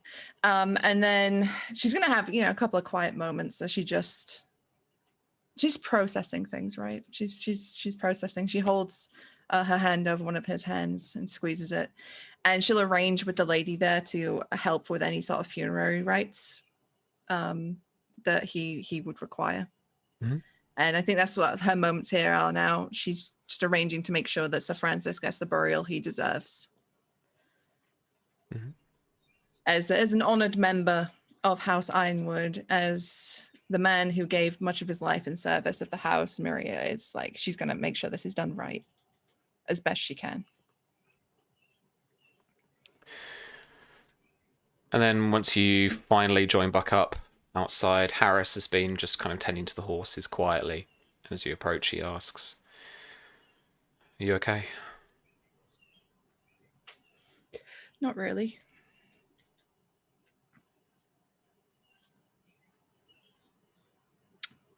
But I suppose I shall have to be.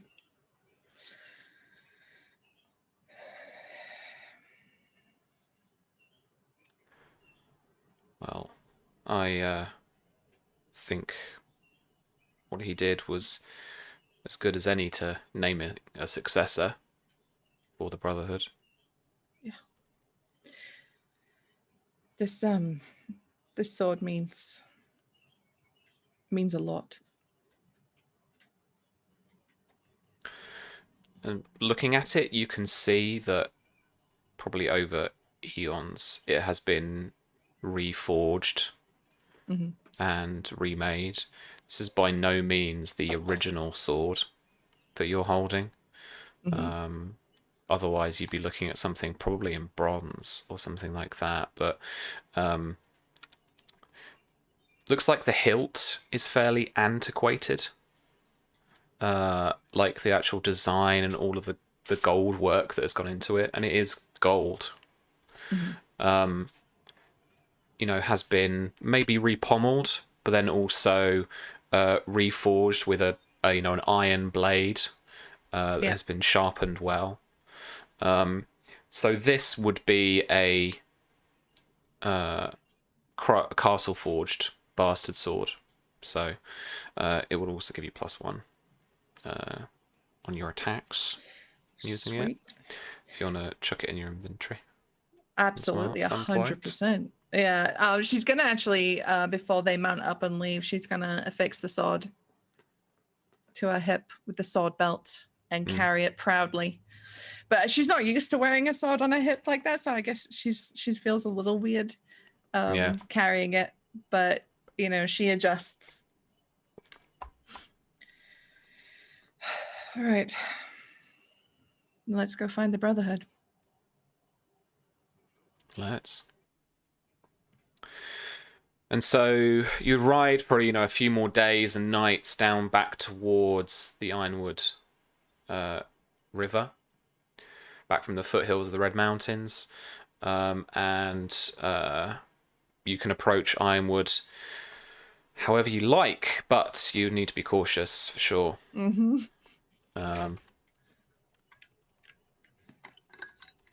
So there are essentially kind of 3 domains, I think.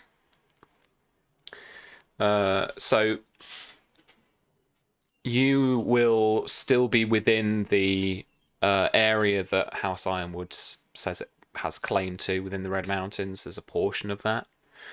Obviously, there's the Bone Way as another domain that is... Basically, if you were to go directly from the Red Mountains to it, then you'd be looking at a sheer cliff once you got over. It's meant to be kind of impassable, besides literally up and down that road along the coast. But then there's also Port Red Rock, along the coastline. So there is a coastline for you to kind of navigate if you want to. And then Ironwood itself is a small town where there is the bazaar that Desmera at least should have been heading off to. Yeah. So I think because the guy has been spying, right, against the Ironwoods. Did we find out who he was spying for? No. Okay. All right. So what I would guess Mary would do would head to the port because there would be the reports of the pirates that way. Because she's not heard from Desmera yet with regards to the guy at the bazaar. Are you trying to make contact with Desmera, or are you trying to find out stuff on your own? Ideally, I would love a report back from Desmera. So in which case, I probably need to go to Ironwood to find her, right? Unless she sends a messenger, but she probably doesn't know where we are. Yeah, I reckon you need to go and find her. So. Oh, good. I'm going to Ironwood. Yay. So yeah, in the shadow of that, bleach bone-colored keep, you will have to blend in. Try and make your way through the market and the little town towards the dock.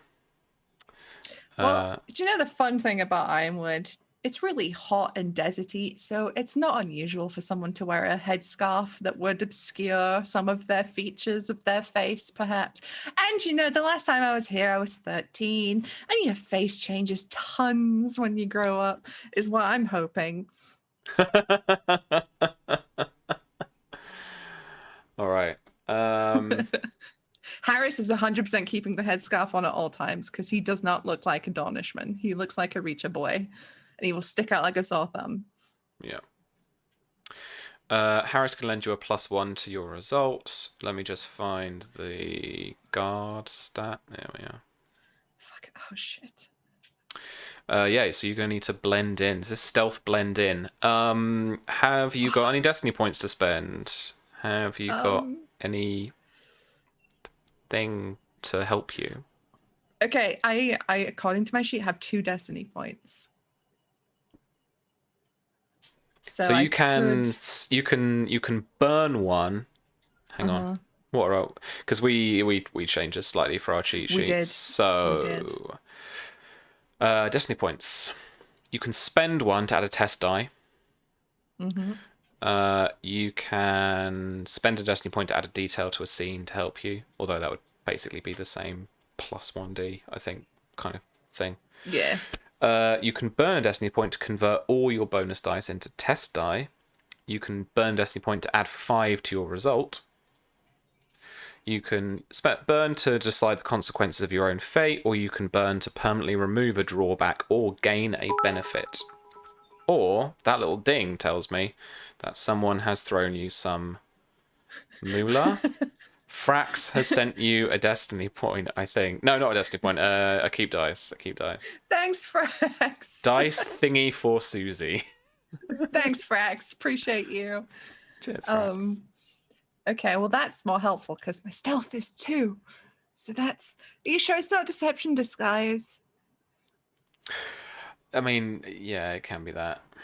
I will take stealth disguise. Stealth disguise? Okay, all right.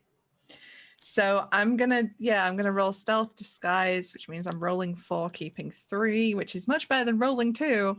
So we kind of lost track a little bit of all of these, but in terms of destiny points, friends, and particularly Millie, if you've got destiny points to hand, you can spend or burn them. Burn them, you lose them forever. If you spend them, the next time that you achieve a goal, like a short-term goal, you then refresh that destiny point. So you can either spend it again or you can burn it. So, I mean, Susie, if, reform the Bloodroyal is currently your objective, like, it wouldn't be untoward. It literally wouldn't be out of the realms of the rhythm of the game for you to spend a destiny point or 2 to get there. Yeah. So what I'll do is I will spend a destiny point to turn that 1 from disguise into a keep die. Nice. Okay. So I'm not burning it because I think I've burnt most of Maria's destiny points. Well, there was a stage where people were just getting them all over, and it was getting a bit silly. You're using that dice from Frax as well, eh? Yes. Yeah. Cool. So I'm going to roll 4d6. Mm-hmm. Okay, roll 20, please. Just this once.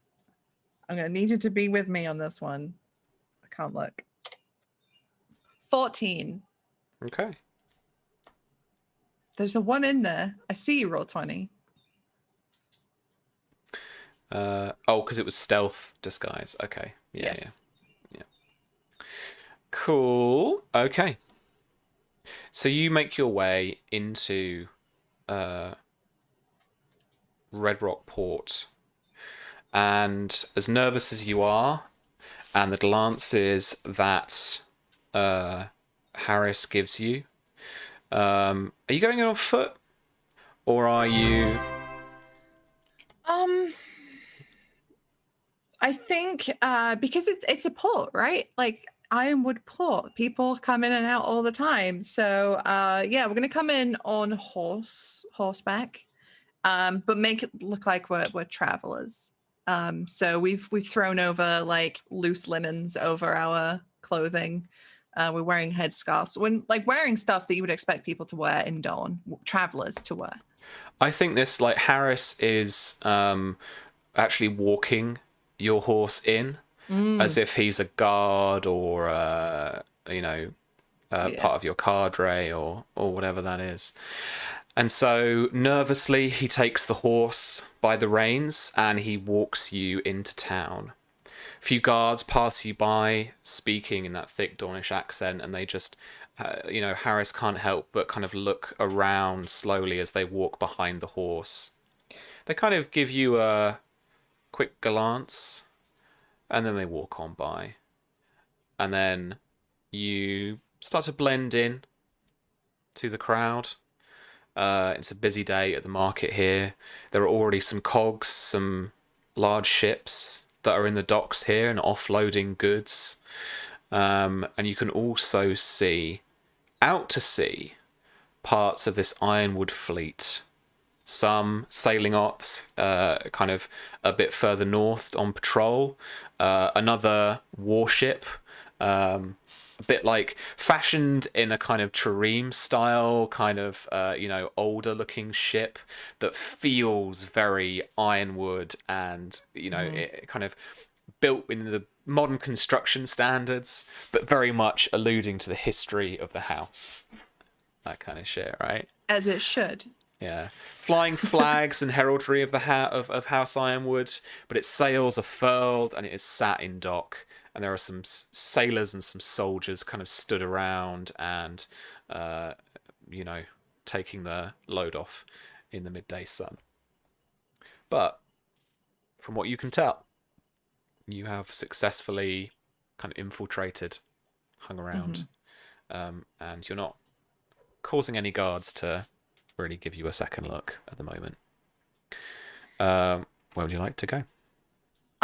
So I think to begin with, because it's always really sus if you walk into town and head straight for like, if you're on an infiltration, you don't go straight for your target, because if anyone is looking at you, it's going to give it away straight away. So I think they have just a little perusal as they walk through, maybe take their time through the bazaar. And I think Miria is like, she can tell Harris is on edge, and she's like, that's going to give us away more than anything. So she's quietly like talking to him as they go through, and she's like, I could get used to this. Yeah. Having my horse led along. He turns back at you while he's kind of surveying the crowd, but he says, yeah, don't get used to it. Well, then I shall milk it for all it's worth. And he kind of gives you a glance from the other side of his eye back at you before he actually pulls the reins left a little bit. The horse gives a snort as you then start kind of almost half trotting off to the left. Hello, cat. There is a very loud cat at this market stall as well, apparently.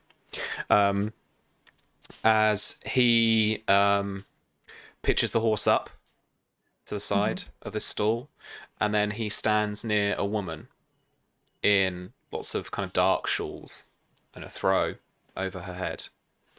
and if you were to look round, you'd notice that it has a very similar shape to Lady Desmera.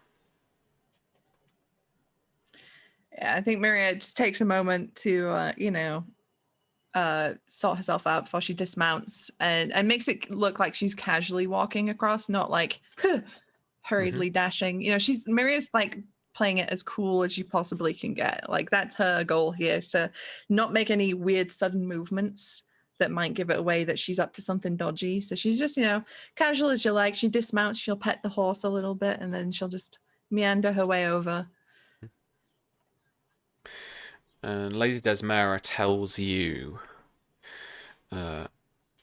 this ranger that you seek has a room in a tavern over by the water.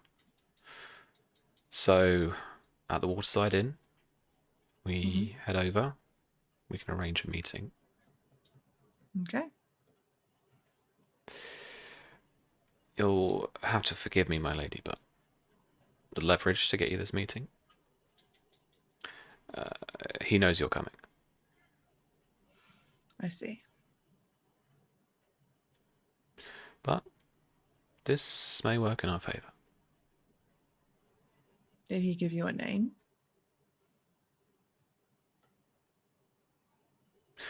But it seemed as though he wanted to talk to you. Me specifically?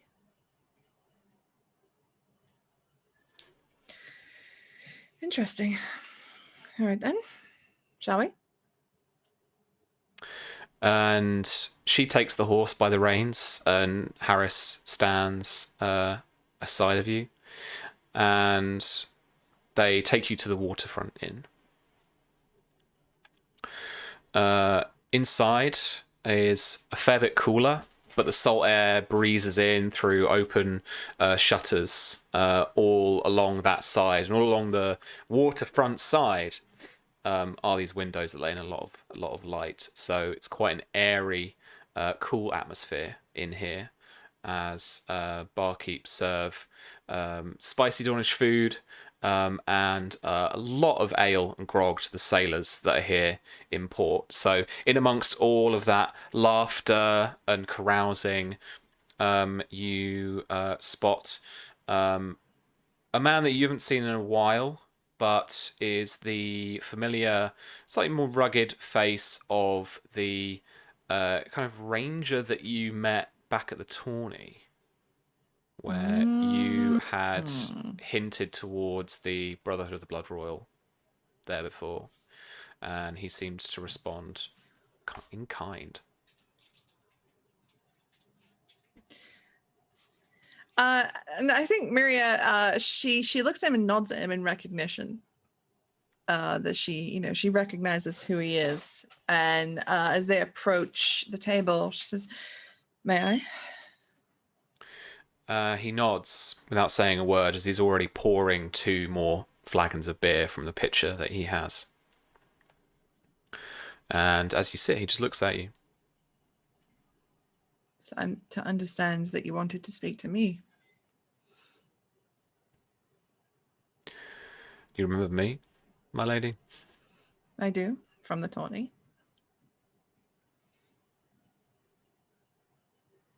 Your mention of the Bloodroyal gave me more hope at the time. And I should let you know that the Brotherhood is not all said and done. My heart is very glad to hear that. What do you seek of them, though? And what business would you have, being of your house? Myria smiles and she sort of takes a swig of the ale. What you saw of me at the tourney was a ruse, was not the truth. And she takes another swig of her beer. I am the Bloodroyal.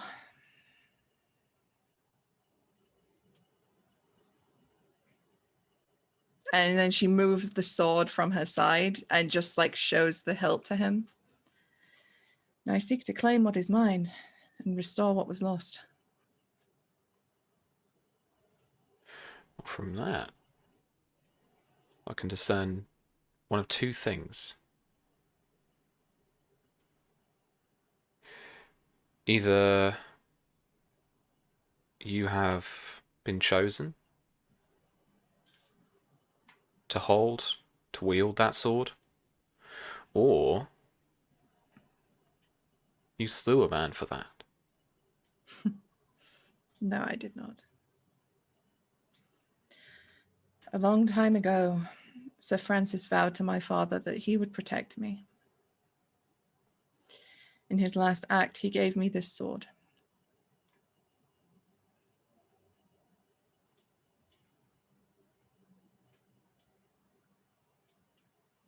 Did you say your father?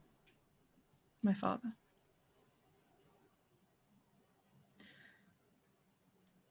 Sir Oliver Ironwood. He nods in recognition slowly, and that sinks in. For he leans over and he says, "Meet me this evening on the outcropping just beyond the bay. I see a couple of large rocks there.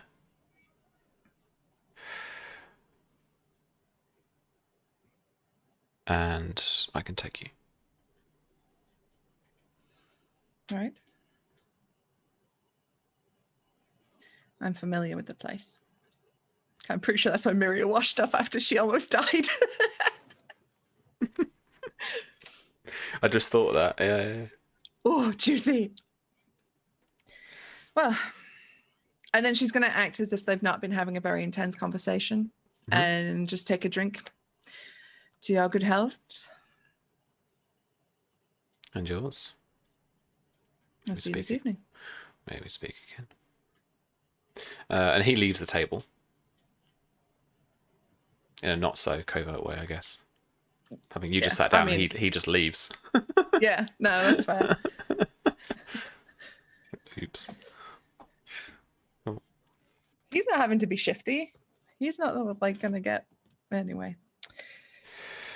Harris sits down next to you rather nonchalantly, starts, pouring another beer for himself, and looks at you, and in a almost complete break of the kind of tension, just kind of sighs. It's like,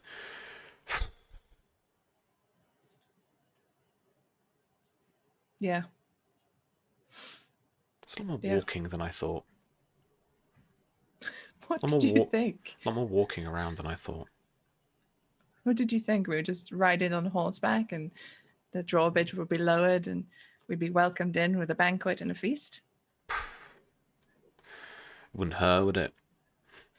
I mean, ideally it'd be lovely if there was none of this. Could really go for some pomfrey pie right now. You're in Dawn. Yeah. You know what they have here? They have snake meat and scorpion. And citrus. When I lived here, I have never eaten as much citrus as I had in the few months I was here in Dawn. I swear I began to smell of lemons. Harris gets up, orders a mixed platter of something. And I'll have a Dawnish mixed platter, mate. Cheers. Yeah. Mixed grill.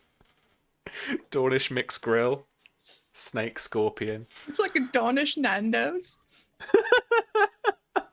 It is. Spicy sauce. Spicy marinade on the Peri chicken. Peri. Yeah. It's where Westeros' Peri Peri comes from. Dawn. Yep. Fact. I mean, it's not far wrong. A lot of peri peri is like lemon, hot peppers, and hot peppers are meant to be from Dawn, all that kind of stuff. Yep. That's fair. My God. It's Nando's. It's Nando's. You're in a Nando's. You have to go up and order. There's no table service in this tavern. Yeah.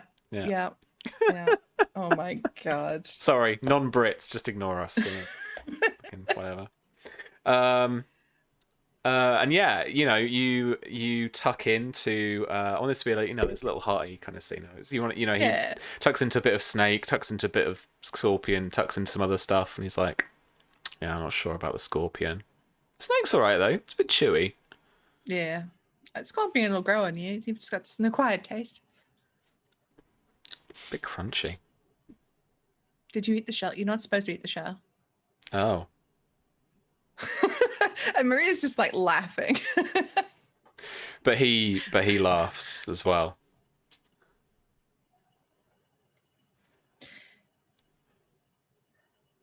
What?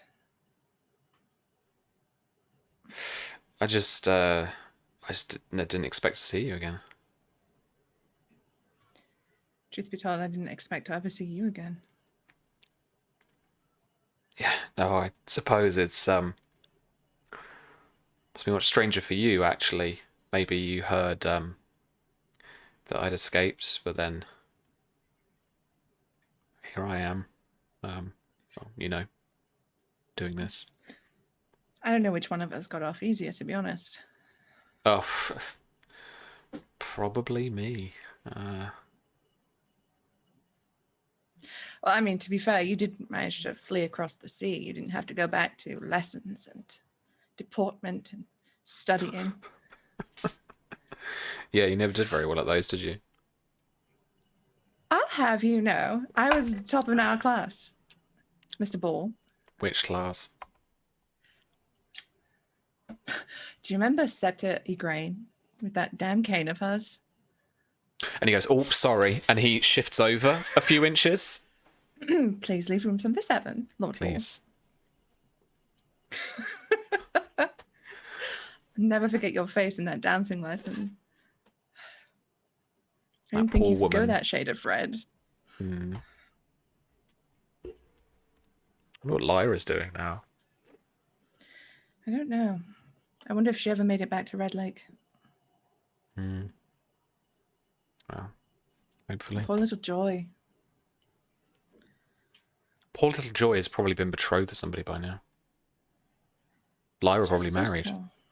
Oh, gods. We should have been by now. Joy probably cry on her wedding day. I mean, you do cry on your wedding day, I guess, but, in a bad sense. In a bad sense? You're not supposed to be happy on your wedding day. Oh. If it's purely political, you never know, do you? That's true.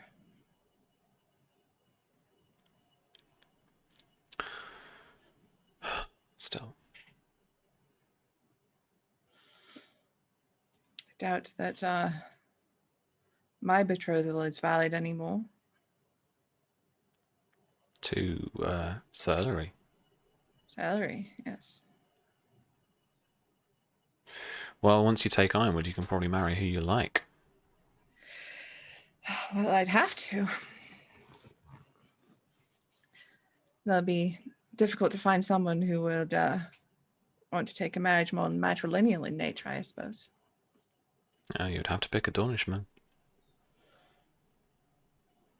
Well, there's no shortage of attractive Dornishmen. Oh, okay. Wow.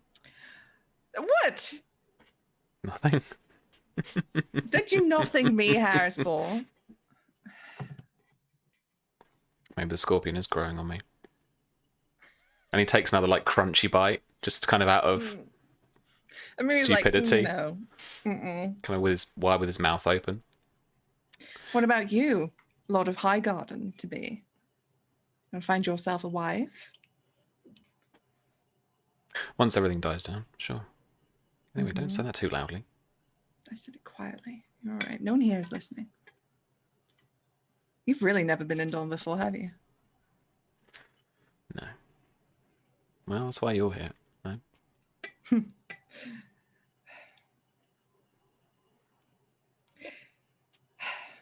I am glad to see you, though. And I'm glad you're here. I am so thankful for your help. No, I should be thanking you. Why? For all your going to help the rebellion? I'm just one woman. Providing you can take Ironwood. It's a big ask. No pressure. Rather be back in Sector Migraine's lessons, I think. Slightly less pressure. Slightly less. And you guys eke out your afternoon. I want to just check in again with Enzo, with Faye, just see if there's anything else you want to do with your opportunity here at Golden Grove. Set up an escape room for Faye this time.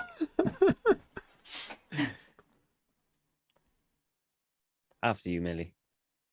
The main thing Faye would want to do is have a not quite one-on-one. She trusts Enzo at this point, so magistrate Enzo, nobody else.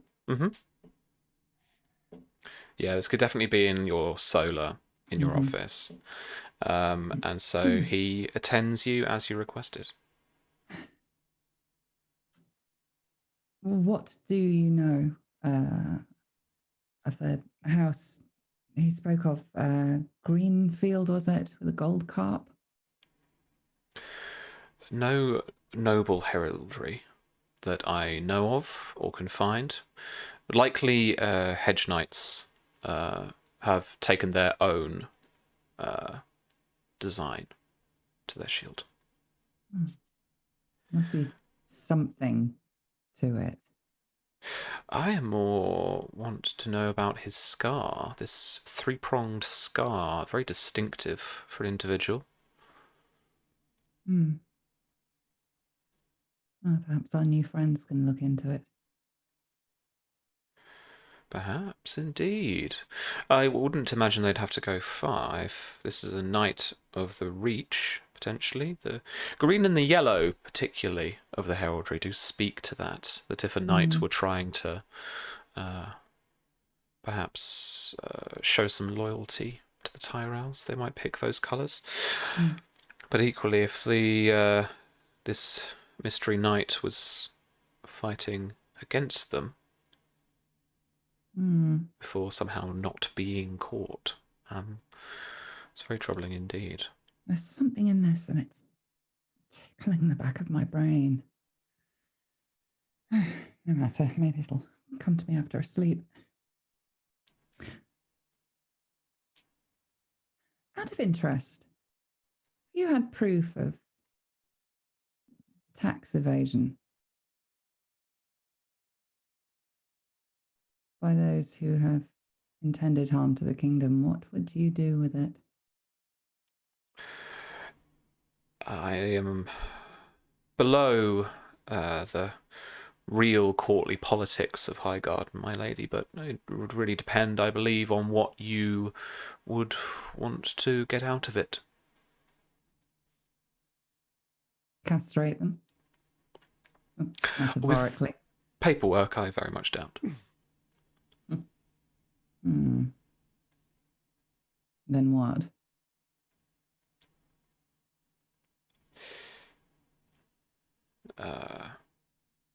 Honestly, if it were me, my lady, I would show his lordship, Lord Paramount. I'd go to Lord Leo myself. And show him this evidence. It is evidence that he can possibly reclaim some of those taxes. It is one thing to do what these houses have done and claim a dispensation to themselves for the upkeep of their marcher forces, as has been a practice long in the tooth for the houses of the Reach. For the invaders of Dawn have always plagued this realm. But to evade your tax obligations on top of that, to fiddle the numbers, to pay even less, out of some kind of spite, one would imagine, this is grounds, certainly grounds, to demand more payment, legally. And demand reparations. I just worry that in light of recent news, perhaps this is the least of our worries, but it could lead somewhere. Perhaps, my lady. What do we know about Lord Costain? Lord Costain, a Reacher Lord from the southwest. It's a coastal holdfast, as far as I am to tell, near the Red Wine Straits, just past Old Town.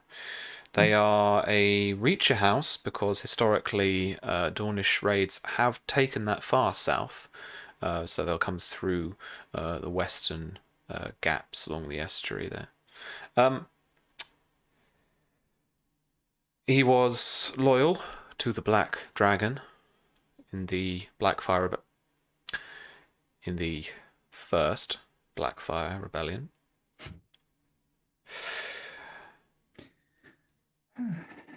And from the evidence before me, it seems to suggest that he is probably loyal to it still. Or at least he is disloyal to the crown. Would be more accurate. If I remember correctly, he was an old friend of Samuel's. Did you ever meet him? Look over at Enzo. No, I don't think I really had the pleasure of talking to him. I would like to.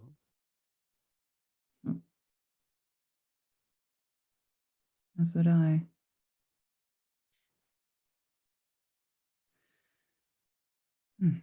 More on that in the morning, I think.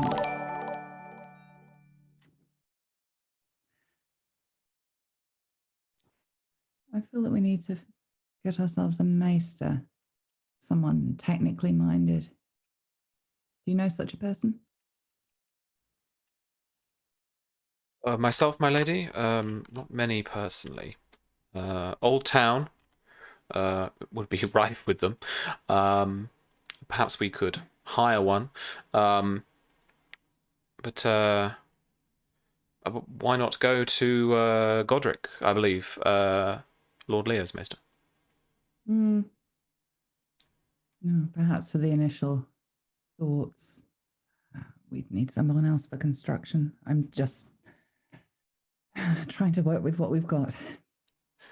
In terms of legal issues, my lady, I would not say that a maester's that particular link in the maester's chain would have any further bearing on the matter than perhaps my own knowledge.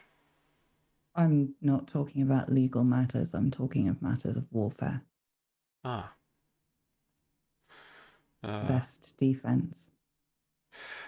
Not many maesters are really well versed or practiced in martial practices, but it's more of the knights than generals of the land.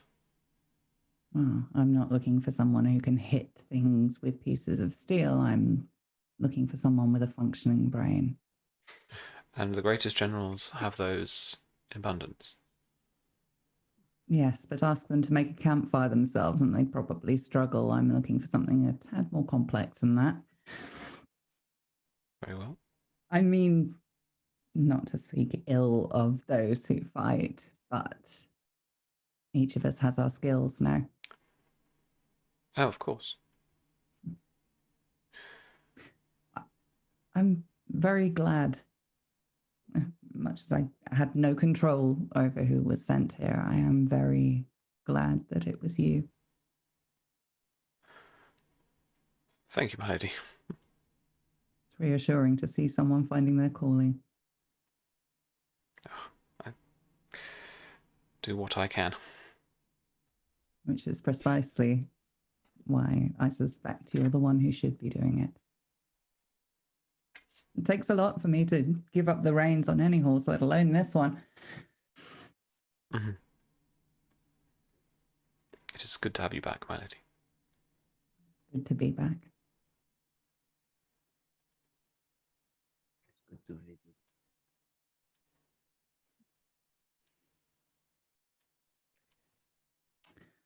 And I'll stand. Like, gentlemen, it's been lovely. I shall see you in the morning. No doubt. And wander towards the door. And then look back and just hold Enzo's gaze just for a second and smile and leave. Just before you do, there's a flutter of wings at the window. Oh, God. Here we go. That marks a raven. And that gives you pause. And indeed, the magistrate Benadar walks over, takes the little letter wrapped around one of its legs, and pulls open the missive, reads a long note, and then walks over to you and says, "My lady, a summons from Highgarden." And he passes it over. I'll take it and read it. It is Lord Leo's own hand, and he is requesting your presence at Highgarden for a war council against the Blackfyre pretender. And he's summoning you as Marshal of the North Marches to come and sit on this war council. And so it begins. Still. Saves me writing a letter.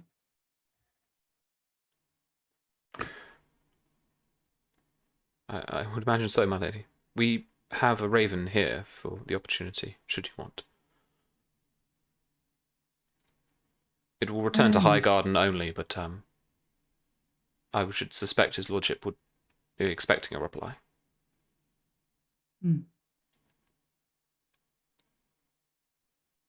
Let me think on it. Of course.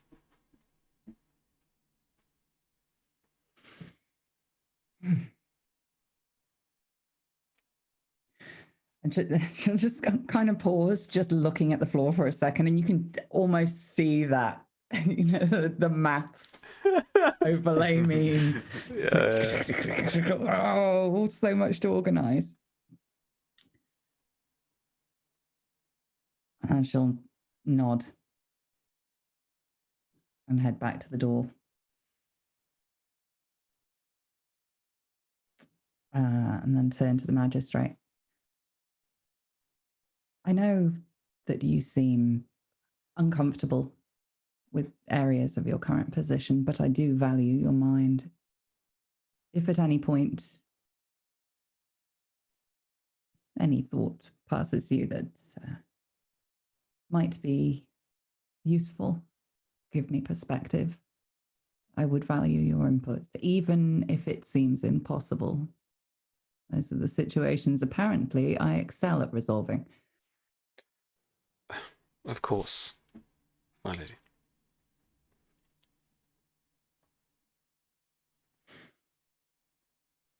And I'll just walk out. When Faye's gone, it goes to the Magister, and there was a few things I would wish to ask of you. Yes, sir, of course. Firstly, do you know of any local hunters, rangers that are around the area, that know the area well? Hunters, a few, perhaps, yes.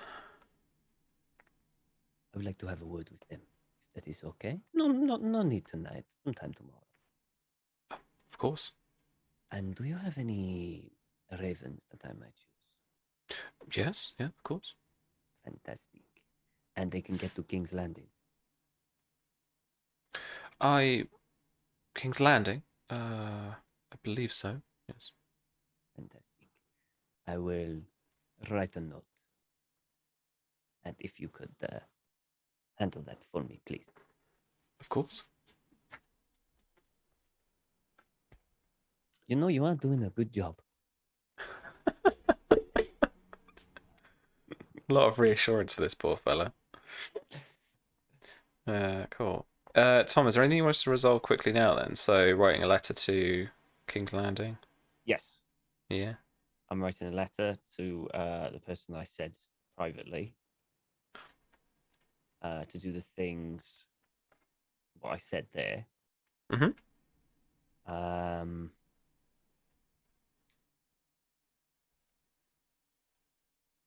Schemy.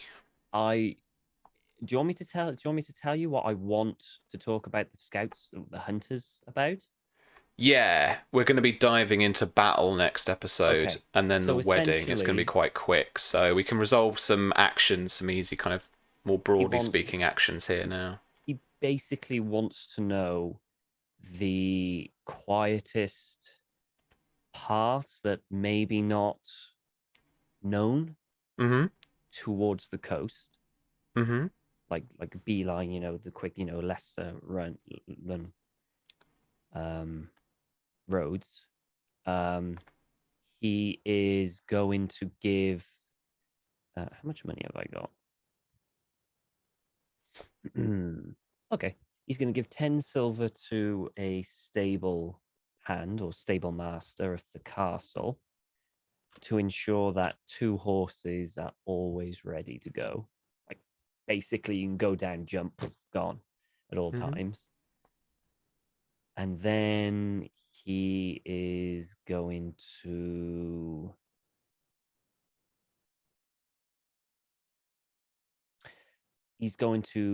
grab a drink, 2 goblets, and then head up to Faye's room.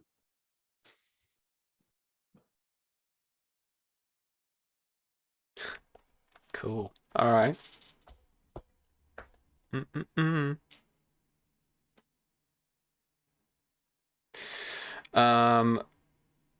Did you want to? Yeah, fuck it. It's up to you. You want to play it? Tom? You want to play a bit of a scene? I mean, it depends. It could be very quick, or I don't know. It depends. It has been a while. We've got maybe max half an hour more, and I've got Susie to try and convince the Bloodroyal to reform to bring the band back together in that time as well. Essentially, Enzo is going to go to the room, knock the door, and as Faye answers, he's going to hold up the 2 goblets and a bottle of cider and smile. And then what happens? Whether Faye just goes like so, or No, she definitely let him in, but not in the way he might be hoping. I'll have those. They will have a continued sexual tension drink. Yeah. I mean, he's essentially the reason he's gone there is basically if she can't sleep, he's just going to chat to her all night. And when if she does fall asleep, he'll just sleep kind of like in a chair or something. I think there's only one thing she would say to him that might make him kind of go, what? And probably only after a glass of cider. She kind of look at him and say, you asked me about meeting Costain. I'm still not sure, but you once asked me how I would change Westeros. I think my answer remains the same. In the marriage bed, not in the battlefield.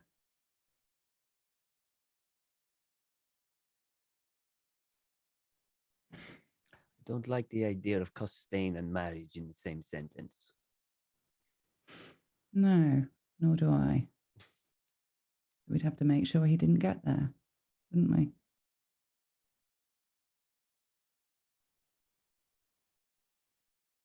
He'll smile and take a sip of the cider. And I guess chat throughout the night again. Just chat and cider. All right. Miria. Hello. Under the cover of night, you are led along the coastline by your ranger friend. Bringing back memories. Last time it was a faceless man, so it can only go up from here. No.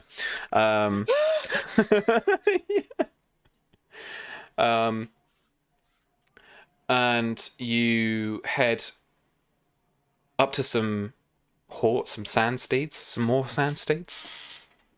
And the three of you and this ranger mount up. There are two horses. Who goes where? Two horses, really? Yeah, That's yeah.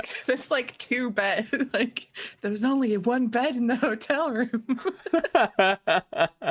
Mary will climb up with Harris. I don't care. Let's go. Cool. All right. He'll probably insist on riding because he's a twat.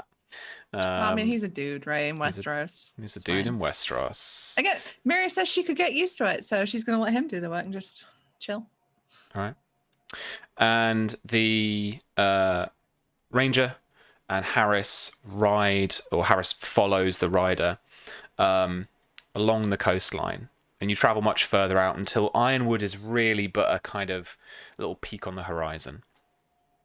And after riding for an hour or so, you have to dismount again and make your way very carefully around a very, very secluded cove. But then inside a small cave there, you see a guard. Looks like a kind of bandit guard waiting. You just spot the whites of his eyes. He's got a kind of dust and camouflage and stuff on. But the ranger holds up a hand, is recognized, and invites you inside. And after a few twists and turns in this very narrow rock, stalactites and mites forming up from the ground and above you, you enter this little cave network where underfoot you've got maybe half a foot of water at its deepest. Little natural pathways that have been eroded in over time. And slowly, by torchlight, you start to see more and more faces, more and more soldiers, more and more of the old Bloodroyal start to convene to that kind of central chamber that you're in. The ranger introduces you and says that you have a message. So Mary will step forward, and she takes time to look at each face as much as she can make out, and she says, "Brothers of the Bloodroyal, you may have known me as a girl many years ago under a different name. I was the child that Lord Oliver Ironwood brought to Castle Ironwood to protect, to keep safe. I was the child who joined you on the training field with Sir Francis. I was the child who was there in the day that Horatio Ironwood disbanded you and cast you from his halls. But today I stand before you, not as that girl, but as the daughter of Sir Oliver Ironwood, as the blood of the Bloodroyal. And I stand before you today to vow that I will reclaim Ironwood. I will cast out the poisonous influence that has been rotting at its core for years. I will reform the Brotherhood of the Bloodroyal, and I will restore our old ways as they should be." And she pulls the sword from her belt, so the blade shows glimmers in the light, and she points it down and holds it in front of her. "And I come before you to swear that on my life, on my honor, that I will guard the way. I ask that you stand beside me. And she just like waits. Kick ass. Right. Make me a persuasion convince check. So convinced. Okay. Do I have any friends in the dice? Depending on the number of degrees of success that you get, and if you succeed, is how much will basically be the veterancy of the Bloodroyal that decides worth at least one bonus die to come over.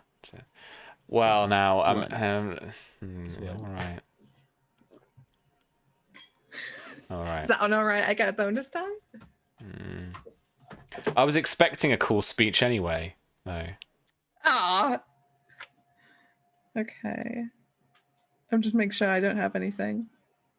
You still got a destiny point to spend. I do. And if you win here, they come back. Yeah. Because this is your objective.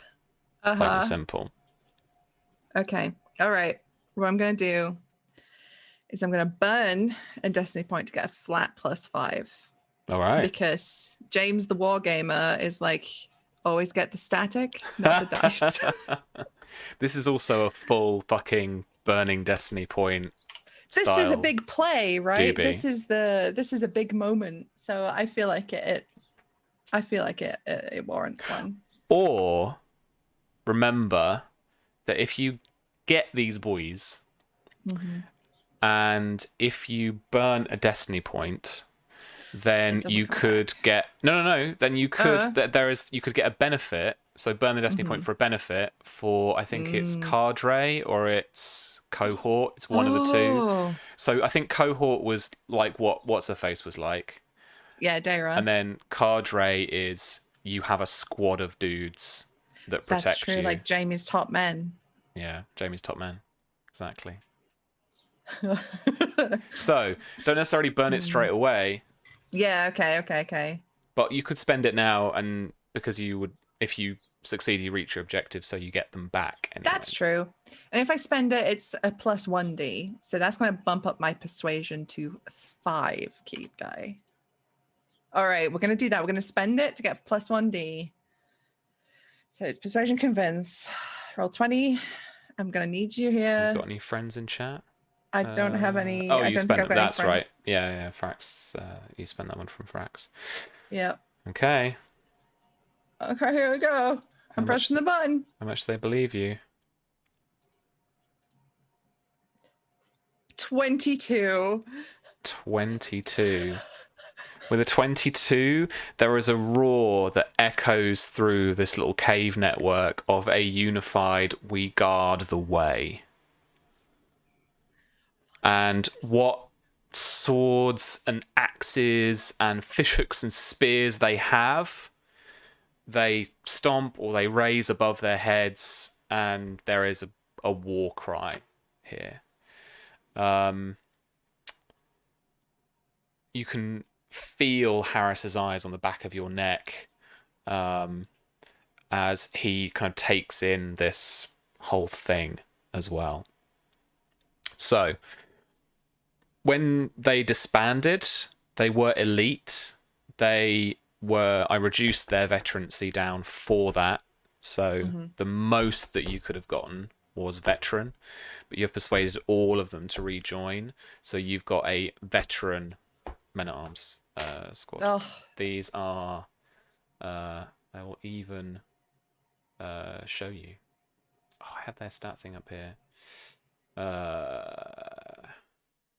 These are Cavalry Crusaders. Oh. Which now you should see. I see them. There you go. Veteran Cavalry Crusaders. They're good. They're good. They're all right, aren't they? Oh. All right. You got your boys. You got your destiny points back. Yeah. Now, think about that cadre. That'd be quite cool. Yeah. I think squad of dudes. yeah, I think that's a really cool benefit to take. What would they call you? Oh God. Lady Mirror Ironwood? Lady Mirror Sand? Oh no, we haven't quite figured out that surname bit yet. Or the Bloodroyal? We'll go with the Bloodroyal for the time being. That's got to be a title. That's got to be part of your name, right? Yeah. True Queen of Dawn, the Vulture Queen, the Bloodroyal. Bloodroyal. Just gonna collect titles like fucking Daenerys. Do it. All right. Fucking A. That is where we will wrap up tonight's session, where Lady Faye intrigued her way to get a temporary spy network, which I'm totally taking the asset out from the Out of Prosperity PDF. So you can do things with a spy network. Because like I said, I want to build upon this idea of gathering assets, being them a person, a castle, a men-at-arms regiment, a squad of soldiers, something like that, that you can get to do things for you. So there will be a wider scope of play next season, because I want to cover and get into a bit of that realm-wide civil war. What do you decide strategically to do? And then how does your enemy respond? All that kind of stuff. So, yeah, I might spend a little bit with the how much you have to invest in something to get it as part of your house holdings, but it could be taken away just as quickly because of someone shanking someone, some army getting decimated, or stuff like that. When you actually get into the warfare side of this game, stuff just can disappear. If your house gets rolled, you lose a bunch of shit, just a bunch of it. If you go to war, you could lose a bunch of soldiers and your power drops by half. Like it's gnarly. So yeah. Oh my god, what a juicy episode. I really felt it. Let's go around, let's have a chat, let's check back in. Tom. Hi. Smooches. It was great. Well, everyone else, Faye got, like spies. Miria got her veteran knights. Enzo got a smooch. I think I won the episode. Enzo got his end away. Yeah. Yeah. By far. Not quite yet. I think I was the one who benefited most out of this episode. It was great. I loved it. It's all building up. So it's kind of like building up for next season. And the next episode even. Blimey heck, it's going to be crazy. Are we actually, for the first time ever, going to be able to stick to 10 episodes in the season? Are we actually going to be able to do it? With my tight framing, yes. Okay, all right. Yeah, loved it. I cannot wait for the next episode. I really can't. It's just so sad that it's 2 weeks away. That's the only downside of it. 2 weeks away. Yeah. It's going to be great. I've got to plan a battle, mate. I know, that's true. Yeah, it's going to take at least 2 weeks. Yeah. Cool. All right, then. What are you up to next? You are up to a thing. Oh, yes, you're right. Actually, funny enough, I'm up to 2 things. On Monday, if we're still doing Crusader Queens. Oh, well, I mean, it's the day before our Kickstarter launches, so probably not this week. All right. Well, not this probably week, be panic making graphics. So, but possibly the week after that then. But on Tuesday, absolutely, we're doing Phasmo. Once the Kickstarter's out, that's it. It's done, right? It's done, Susie. You're gonna be. Well, I'm gonna need to be streaming, so I'm not refreshing the Kickstarter page every 5 minutes and dying. Anyway. So okay, I will anyway. But right, yeah, so that's all right. Maybe Ghost can occupy the. In that case, yes, I'll be playing Phasmophobia on Tuesday. I don't know exactly what time we did it. By 7 last time. Yeah. I don't know if that's going to be something like that with the 2 lovely people here. One to my left, and if I go to the right side, whatever. One by there and one down there. And obviously V as well. It's going to be incredible. We were expert ghost hunters, and Millie did not die every time, just most of the time. So, yeah, why was that? You just got picked on. No, I'm just shit. I'm very bad. You've got Faye's attitude of just being like, oi, ghosty. Yeah, I was the sacrificial crimpet. I was there to draw them out and suffer the consequences. It really was. We needed someone to draw them out activities so we could get clues. But the problem is, when they got out and they were supposed to give clues, we all panicked and ran. Yeah. So we didn't get any clues. And I don't have any sense of direction, so I would completely forget where any of the rooms were or the door. Oh God! Right? Yeah. I'm not great for that game, but it is funny. So we'll see. We'll see how it goes. Either way, it's going to be absolutely hilarious. So you don't want to miss that on. I know Susie's streaming it. Pretty sure V. Are you going to, Millie? Yeah, I think I will. Nice. Good. So many point of views. It's going to be great. You don't want to miss it. All the screaming, all the laughing. You know what it means, Tom? It means you should stream it too. No, and then I can have a little 4-person overlay on the. I can have a little multi-stream going have a nervous breakdown.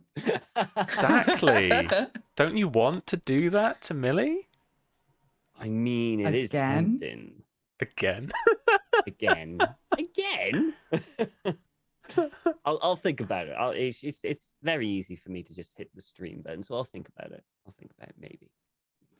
No pressure, man. No pressure. All right.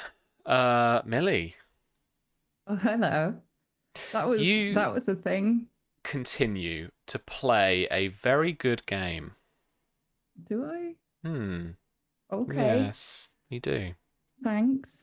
Very impressed. Well, it's kind of, I have to play it as a politician, right? Like exactly. Somebody who's been forced into a situation where she doesn't actually have much like concrete power, but she does have herself. She has her brain. Yeah. And the 5 willpower really helps. I mean that too. That was like a sparring match. I genuinely thought I was going to get knocked out of several occasions, and she was just taking little bop, bop, bop, and then just bopped him right in the nose. It was bizarre. But I'm very proud of her. And it's interesting to see that side of Enzo and Faye coming out. Like I certainly wasn't expecting either of them to be like that. I don't think. It's interesting getting a character like that up on their feet and then going, here is the thing that's fucked your entire life up. What are you going to do? And all I could hear in her head was like, I want to wrap my hands around his throat and stop him. I just want to end this person. I don't care that it's not rational. And I think it's the first time in her life that she's ever really felt like that. Meanie. And suddenly she's got the one person in the world she trusts now, the only person who hasn't left or died, who's just like, P.S. might be really good at torture, might quite like it, want to play. This could be a bit of a like murder, death, kill Bonnie and Clyde situation brewing. Oof. Well, look, so there's more to dig into that guy. If you want, I tried to make it a little bit more 3D than just here's a guy who dumps some plot on you. So it was good. I'm happy that I did think to myself, they're going to ask why now, so I might have to think about why now. So I've thought about that. She was very close to just slamming that sword through his throat. Very close. No, I was there for it. Yeah. It's getting juicy. You wanted a conspiracy, right? Yeah. I'm kind of glad it's Costain. I didn't like him anyway. Mate, Costain is just the first step on the road. Well, no, he's the messenger, effectively, is what the guy said. Don't care. Costain. Yeah. Let's sharpen things on him. Yeah, do it. What are you up to next? Where can we find you on the internet? And what voices are you doing? I have no idea what you're talking about, Sam. Since I was last on here, I was announced as a Siren Queen in Sea of Thieves, A Pirate's Life. So you can see me in there, being my fishy queen self. We're like a fishy queen on this channel. Yeah. Tomorrow I'm going to be over. Oh no! In fact, I'm streaming it, but I'm streaming it with Jay Britton. We're both going to be playing Sea of Thieves for charity in aid of Fuck Cancer. Yes. Those of you who follow me will probably know that I lost my dad to cancer last year, and it sucked ass in a big way that was not fun. Cancer can get fucked. So Jay and I are going to earn some money and try and get some more support from these people so that other people don't feel the way I had to last year. And then Tuesday, Phasmophobia. I'm so excited about that. I have to say, like, you guys and V encouraging me to just play with you has been a fucking tonic, and it's been the kick up the arse I needed to finally get back to streaming. Phasmo, I haven't laughed that much in that way for so long. Like, every part of my face hurt afterwards. So yes, let's do that. Let's play that. That'll be so tomorrow's stream is 1 p.m. UK time, which is 8 a.m. Eastern, I think. And Phasmophobia around 7 ? Follow us all on Twitter and we'll let you know when we know things.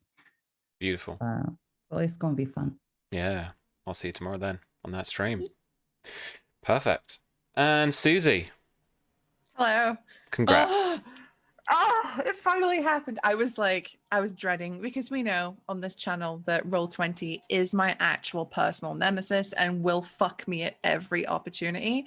So when I hit that final roll, I was like, it's going to be like 7, because I'm just going to get 1s across the board, because that's just how Roll20 has been feeling these days. But to see that 22 pop up and get that cinematic, like, we got the way moment, I was like, oh, the hype. Oh, if I was not incredibly busy, I'd want to like fucking paint that scene, right? That cave with the lighting, and you just see the juice. Oh, it happened. Oh. I'm very happy for you. Yeah, I'm pumped. That's now like that's up there in my like role play moments, like my really cool moments. Yeah. There's like getting kidnapped. that was up there. That was a time. Yeah. It was, but it was really good, fun storytelling. So, it was a shock, but I was here for it.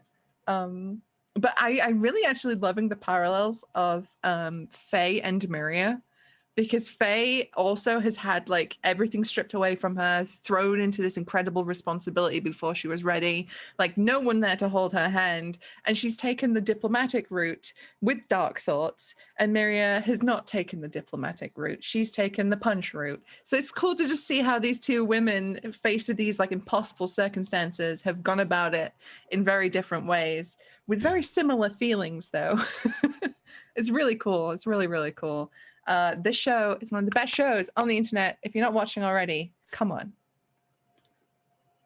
Where you been? But yeah, so when I'm not here crying about my beloved Westerosi lady, I do streams and stuff.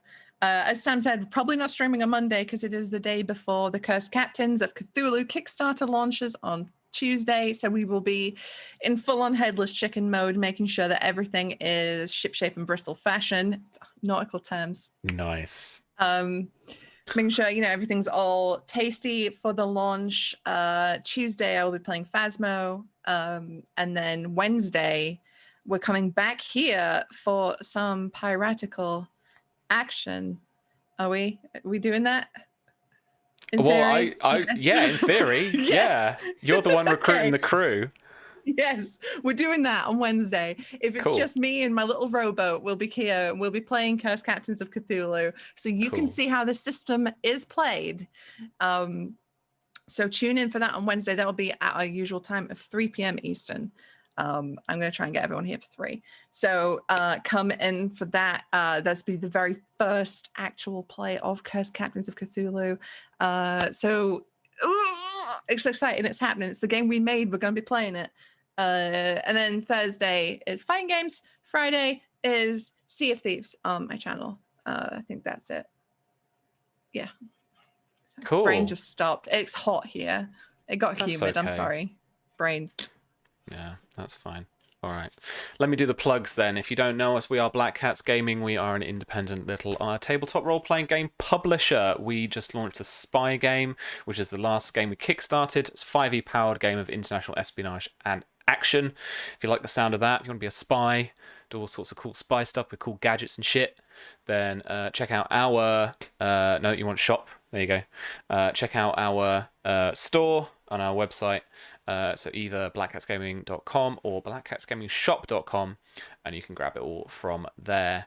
You can grab the quick start free over on Drive-Thru RPG and on our store as well. If you want to give it a little taster, just a little try out first, but then obviously head over to the shop if you want to dig in deeper. And then on Tuesday, in just 3 days' time, we'll be launching our second Kickstarter for our second title, Cursed Captains of Cthulhu. It's all about pirates in the golden age of piracy, combating the evil machinations of the Cthulhu mythos and the cults that want to awaken them from their slumber. Lots of cool magic and pseudo-historical shit. If you love all of that stuff, if you like pirates, if you like Cthulhu, if you like both of those smushed together in an RPG, then check us out over on the Kickstarter link. That will be in the description below and also in chat, as we've spammed it a couple of times already. That's about that. Yeah, this week, as Susie said, we won't be playing Hexcrawl, which is our spy game campaign. We will, however, come to you with, even if it's a single player in their rowboat, a Cursed Captains of Cthulhu actual play, where we will demonstrate the original system that we've been working on. It's a very simple system to get you right into the action, rather than to be worrying about all sorts of stats and all sorts of this, that, and the other. So we will be giving that a go and showing it all off to you on the second day of our Kickstarter, where hopefully it'll have been funded by then. Let's hope. Is there a raid? Where is the internet? We'll find one, right? I wonder if doesn't Salt and Salty Sweet Games stream on a thing at the moment? No. We do have Transplanar RPG. It's their 1 year anniversary stream. They're playing tabletop role playing games, so we could go and do that. Let's go and raid them. Transplanar RPG. This is where Sam spells it wrong. Transplanar RPG. Hey, there we go. First time. Stick around for them and give them our love. Tell them that we guard the way. Yeah. And let them know what that means if they're confused. Enjoy their stream. Please show them some love. And we will see you hopefully on Tuesday for the Kickstarter launch, and then Wednesday for our actual play. And we'll see you later, folks. Take care of yourselves and each other. Hey, little thing there. Yeah.